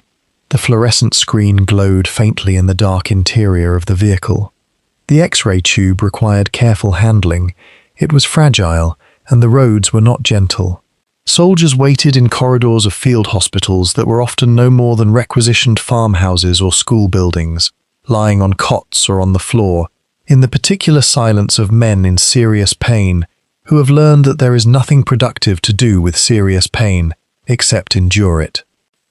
By the end of the war, Marie had established approximately 20 mobile radiography units. The total number of soldiers X-rayed at the front using the petites Curies, and the fixed installations she subsequently helped to set up is estimated, by historians of military medicine and by Curie herself, whose own documentation was meticulous, at over 1 million. 1 million radiological examinations that might otherwise not have happened. 1 million moments when a surgeon had actual information instead of a best guess. Now, here is the part of this section I have been thinking about most, and I want to be honest with you about why. In 1916, when Irene Curie was 18, she had been 17 when she began this work, which I will come back to. She received her certification as a radiological technician and began operating the mobile units herself, training other women to use the equipment in field hospitals across France and into Belgium. Let me say that again. Irene Curie, 18 years old, certified radiological technician, training military medical personnel in the use of X-ray equipment in field hospitals. She was her mother's daughter, not metaphorically, literally, practically, in the field, under the same conditions, doing the same work. The biographer Françoise Giroux and others who have written about the Curie family have noted something in this particular period that I find genuinely moving. That the war, which was destroying so much, gave Marie and Irene something that their ordinary lives in the laboratory had not quite managed to give them in the same way. It gave them time together, purposeful, demanding, dangerous time together, in vehicles on broken roads, in the converted farmhouses that served as hospitals, in the dark interiors of X-ray units where the generator hummed and the screen glowed and there was work to do, and they were doing it side by line. The laboratory at the Institut du Radium was cold in the mornings. Even in summer, the stone floors held the night's chill, and the benches, long wooden surfaces worn smooth by years of handled equipment, would be cool beneath the palms. Marie arrived early. She had always arrived early. By the late 1920s, her hands were deeply damaged. The skin thickened, scarred, the fingertips cracked and discolored from decades of handling radioactive material without adequate protection, because for most of those decades, no one had understood what adequate protection might mean, and even once they did, Marie, we will come to this, did not entirely stop.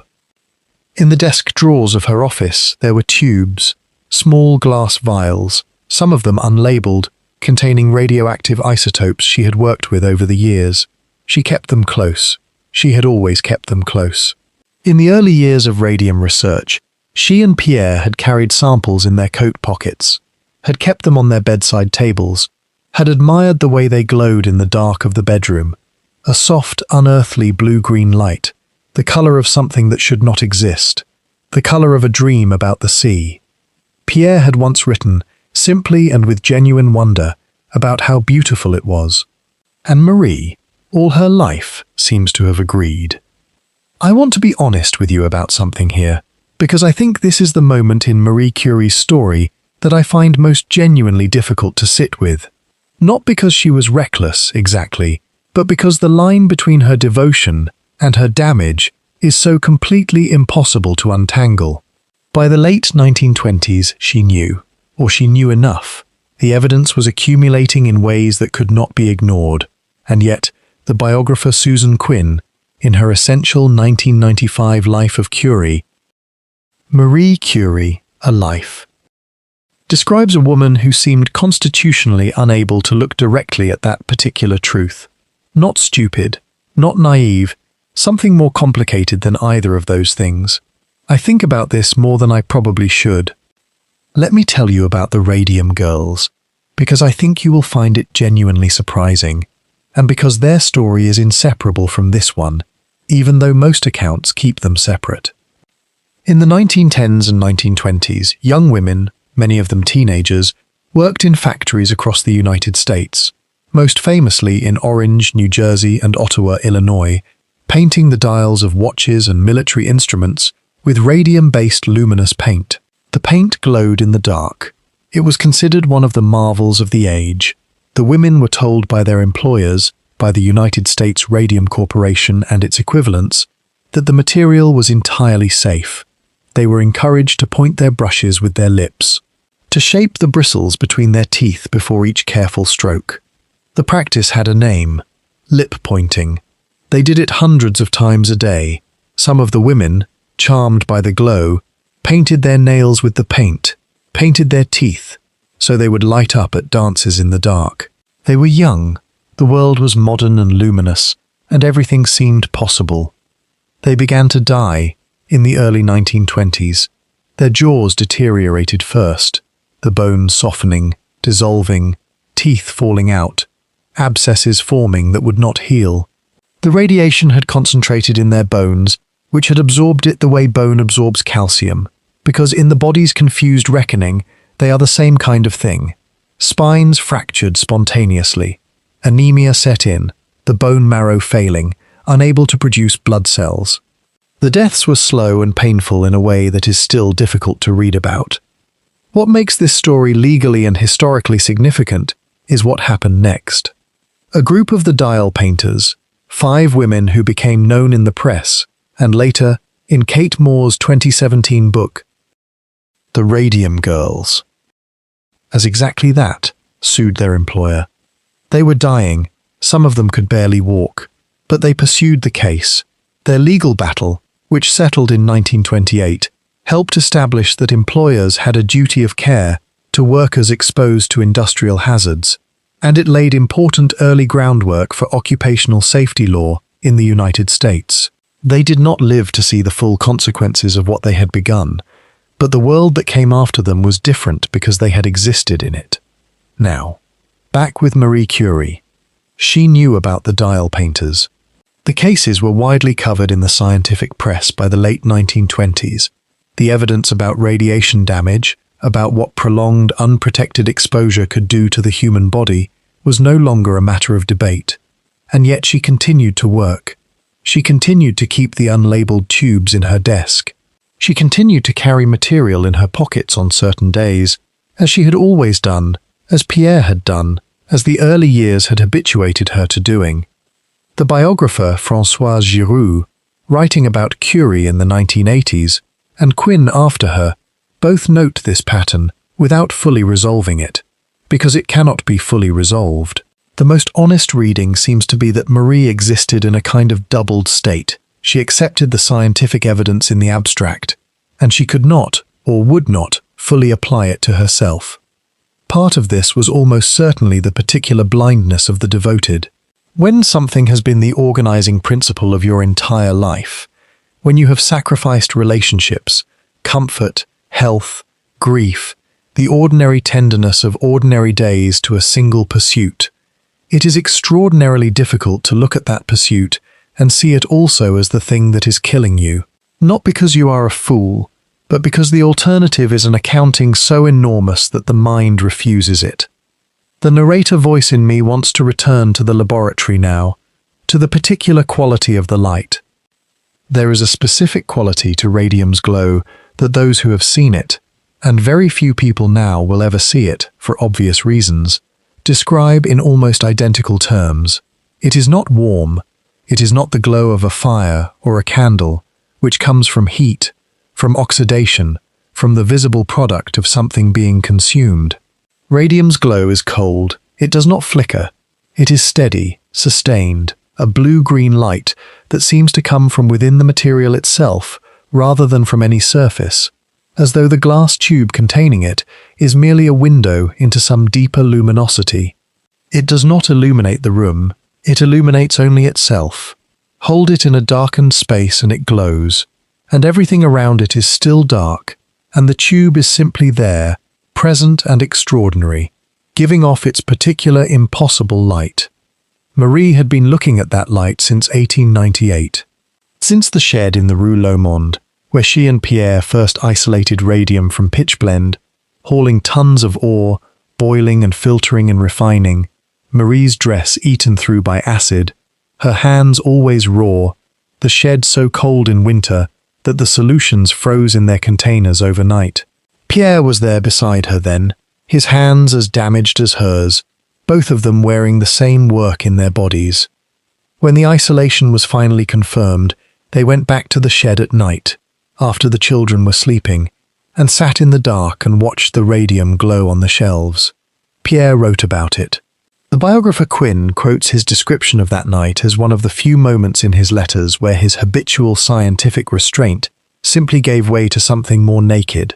A man looking at something luminous that he and his wife had pulled from the physical world through the sheer force of their combined intelligence and labor, and finding it, simply, beautiful.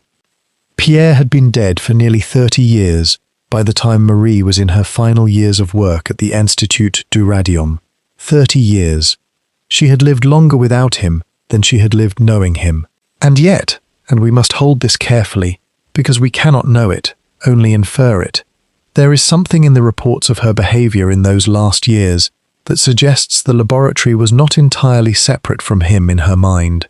The historian and science writer Marilyn Bailey Ogilvy has written about the way Curie returned to the lab after Pierre's death as an act that had the quality, whatever else it was, of a return to the place where he still existed most completely for her. The bench where he had worked, the smell of the equipment, metal and chemical solvent, and something particular that working radium laboratories had, a faint, almost mineral quality that those who knew the early institute have described as unlike anything else, the glow. It is tempting, and we must always be careful here. We must always frame this as imagination rather than fact. It is tempting to wonder whether, in the last years, when Marie held a glowing tube in the dark, she was holding something she could not otherwise touch, the light that did not warm, the beauty that cost everything, the work that had been, since 1898, since before Pierre's death, since before the shed, since before Paris, since the agreement she made with herself in a cold attic room on the Rue des Feuillantines, when she was barely eating and barely sleeping, and burning with something that had no name, except need. The work that had been the central, defining, irreplaceable relationship of her life. And it was killing her, slowly, then faster. The aplastic anemia, almost certainly caused by decades of radiation exposure, announced itself through exhaustion and dizziness, and a blood count that kept falling. She was diagnosed formally in the early 1930s. She died on 4th July 1934 at a sanatorium in Saint-Célémoz in the French Alps, the mountains visible from her window, the air clean and high, and in early July, warm. She had kept working until she could no longer. The notebooks are still radioactive. That is the fact I keep returning to. the one I find myself thinking about at odd hours, on ordinary evenings, when the day has gone quiet and there is nothing particular demanding my attention. The notebooks Marie Curie kept during her years of discovery, the ones she filled with penciled observations and columns of measurements, and the particular handwriting of a person who wrote the way she did everything, with complete attention. Those notebooks are held now in lead-lined boxes in the Bibliothèque Nationale de France in Paris. They have been there since her death in 1934. They will need to stay in those boxes, or boxes like them, for approximately another 1,500 years. The polonium-210 and radium-226 she handled, the residue of which clings still to the paper and the bindings, and even to her personal cookbook, which is also radioactive, will not decay to safe levels until sometime around the year 3500. If you want to read the notebooks, and researchers do, historians do, scientists do, you must sign a waiver acknowledging the health risk. You put on protective clothing. You are given the box, and you lift it, and you feel its particular weight, the dull heft of lead, the way it sits in the arms not like a box of books, but like something more reluctant, something that does not want to be moved. And inside, when you open it carefully, the notebooks are there, still, in their invisible way, alive. I find this detail genuinely arresting, not just poetically, but in a way that takes a moment to fully sit with. She is gone. She has been gone for 90 years. But the work she did, the material she touched, the substance of her choosing, it is literally still emanating, still giving off energy, still affecting the world around it, still requiring precaution, still asking to be handled carefully. There is something in that particular image I have been saving for this moment in the story. Let me sit with you in it for a little while. In Paris, on an ordinary evening, let us say an evening in autumn, which is the season that seems to suit this particular ending, with the light going early and the smell of damp stone rising from the pavements and the city settling into its old yellow glow, a researcher locks the lead-lined box and sets it back where it belongs.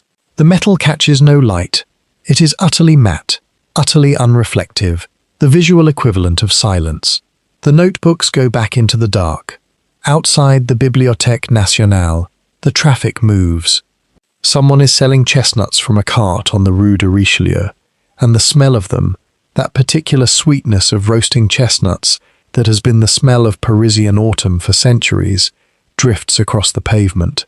People walk past without knowing that inside the building, behind stone walls and controlled access corridors and a lead-lined box, the handwriting of Marie Curie is still, after 90 years, generating heat. The Curie Institute, the Institute Curie, stands on the Rue d'Ulm in the 5th arrondissement, not far from the laboratory where she and Pierre first worked, not far from the university where she first sat, freezing and hungry and ferociously alive with purpose, listening to lectures she had crossed an entire continent to hear. The institute is still open. It is one of the leading cancer research and treatment centers in Europe. Thousands of patients are treated there each year. Scientists work in its laboratories today, following lines of inquiry that began in the rooms where Marie mixed barium and radium compounds with her bare hands. The building has changed, the science has changed, transformed almost beyond recognition. But the continuity is real. The thing she began is still going. And then there is Irène. Irène Joliot-Curie, Marie's elder daughter, the daughter she sent to Pierre's father to be raised during the most intense years of the laboratory work, the child who grew up with a scientist's schedule imposed on her own childhood schedule, who learned to swim before she could reliably read, who spent summers in the countryside while her mother spent them over a furnace. Irène won the Nobel Prize in Chemistry in 1935, the year after Marie died. She won it, with her husband Frédéric Joliot, for the synthesis of new radioactive elements. She had been working with radioactivity since childhood. In the most literal sense, she had played in that laboratory, had been held in those arms that handled radium, had grown up breathing the same air.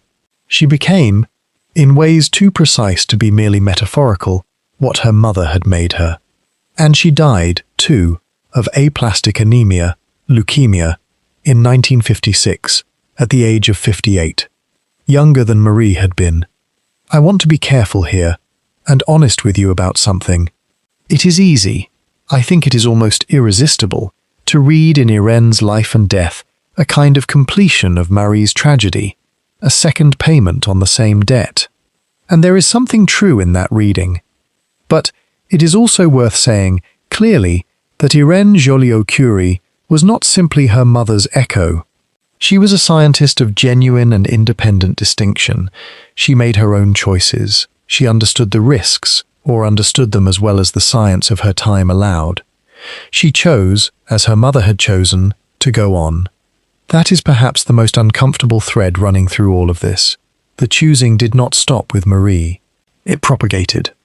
Let me step back for a moment and tell you something about the two Nobel Prizes, because I think the full weight of them is sometimes lost in the retelling, reduced to a statistic, a record, a line in the first paragraph of every article ever written about her.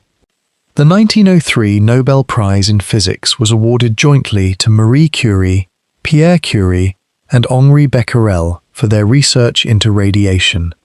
Marie was the first woman ever to receive the prize. The Swedish Academy's initial recommendation had included only Pierre and Becquerel. It was Pierre who insisted, in correspondence with the committee, that his wife's contribution was central and that to exclude her would be an error of fact, not merely of recognition. She was included. She attended the ceremony in Stockholm in 1903 with Pierre, both of them ill by then from radiation exposure, both of them moving through the world with the particular brightness of people who are already, invisibly, being consumed by the thing they love most. The 1911 Nobel Prize in Chemistry, awarded for the discovery and isolation of radium and polonium, and for the study of radium's properties, came in the worst year of her life. Pierre had been dead for 5 years. The press scandal over her relationship with Paul Langevin was at its most vicious height. She had received a letter from a member of the Nobel Committee suggesting, with extraordinary presumption, that she might consider not attending the ceremony, that her presence in Stockholm might embarrass the prize. She replied that the prize had been awarded for her scientific work, and that her scientific work had nothing to do with her private life, and she went. She stood on that stage in Stockholm and received it. She gave the lecture. Her voice, contemporary accounts agree, did not waver. She is still the only person in history, woman or man in any field, to have won Nobel Prizes in 2 separate scientific disciplines. Back now to what remains. The 2 prizes, the Institute, Irene's prize, Irene's death, the radioactive notebooks in their lead-lined box, the X-ray machines she drove to the front lines of the First World War, the Petit Curies, those modified vehicles that brought imaging technology to surgeons who were operating in fields and farmhouses while the guns continued. The radium isolation process she refused to patent, which meant that other scientists could use it freely, immediately, without licensing, without her permission or her profit, a decision she made deliberately and which cost her family, by some estimates, a fortune in the millions. And the question the whole story has been quietly asking, the one this title holds, the one I find I cannot answer cleanly and do not want to, because I think a clean answer would be a dishonest one, is simply, was it worth it? Not, was she right? Not, did she make the correct choice? But the more interior, more honest question, did she know, in the moments when she chose, the morning she returned to the laboratory after Pierre's death, the winter she went without food to pay for lecture fees, the evening she declined to stop working when her body was already failing her? Did she know what the choosing cost? I think, and this is my own reading, not a historical claim, I think she knew and she didn't know, both at once. I think she had, in the way that deeply committed people often do, a capacity to see the cost of her choices with great clarity in certain moments, and a capacity to simply not look at it in others. The biographer Barbara Goldsmith, in her deeply researched study, Obsessive Genius, traces this pattern with particular care. The way Marie's grief, her loneliness, her physical deterioration were all, at different points, subordinated to the forward motion of the work. Not suppressed exactly, subordinated, set behind the thing that mattered more. And the thing that mattered more, this is what I find myself sitting with on quiet evenings when I think about her life, was not cold. It was not the indifference of someone who did not feel. It was its own form of love, vast and strange and not quite nameable. A love for truth, perhaps, or for the particular beauty of the world's hidden order. The way radium glowed blue-green in the dark. The way an invisible force could leave its signature on a photographic. The night she went back. Host voice. I want to stay with you here for a little while longer. Not to tell you anything new. There is nothing new to tell. I just find that sometimes, at the end of a story like this one, the story needs a moment to settle. The way a room settles after everyone has finally left. The way the air rearranges itself around an absence. I think this is one of those moments. Let me take you back to one image. A laboratory. Paris, in the spring of 1906. The Seine outside, moving the way it always moves, indifferent and grey-green and continuous. And inside, the smell of Marie Curie's life, the particular chemical sharpness she carried in her clothes, in her hair, in the skin of her hands that were so damaged by radiation that she could not always feel what she was touching. Inside, a desk that still had Pierre's notes on it, his handwriting, which she knew better than almost any other thing in the world. His instruments, arranged the way he arranged them, not the way she would have arranged them. His chair, and Marie, sitting down in it. I think about that moment more than I probably should. The deliberateness of it, the sitting down. She did not have to go back. She could have grieved differently. She could have gone to Warsaw, gone to her sister, gone anywhere that was not the room that still smelled of him and still held the shape of his work, unfinished, waiting. She could have chosen the grief instead of choosing to go through it by standing in its center and continuing to work. Some people thought that was what she was doing, running from the feeling. Some people thought she was quietly extraordinary. Some people, I suspect, thought both things were true, which they might have been, which perhaps they simply are, which is perhaps the only honest thing you can say about any of us. Here is what I find myself genuinely wondering, on nights like this one, when I've spent time living inside another person's life. I wonder whether the choice Marie Curie made, and she did make it, over and over, not just that spring but spring, every winter, across 40 years of work. I wonder whether it was really a choice between science and love, or whether science, the love, indistinguishable from it, inseparable, the same thing by different names. She named an element for Poland, the country she had been forced to leave, the country that was not allowed to educate her. She named it after a love that had no other way to be expressed. Perhaps she was always doing that, expressing, in the only language the world would receive, everything she was not otherwise permitted to say. I think that is worth sitting with gently. You don't have to hold it firmly. Let it rest in you the way a stone rests on the bottom of a river, not going anywhere, not demanding anything, just present. You do not need to hold on to any of the details now. The dates, the experiments, the particular quality of light in the shed where she worked, in the years when she was still nobody, before the world knew her name. None of that needs to stay clear. Let it soften. Let the story soften around the edges the way stories do when you're warm and still and the day has finally, fully let go of you.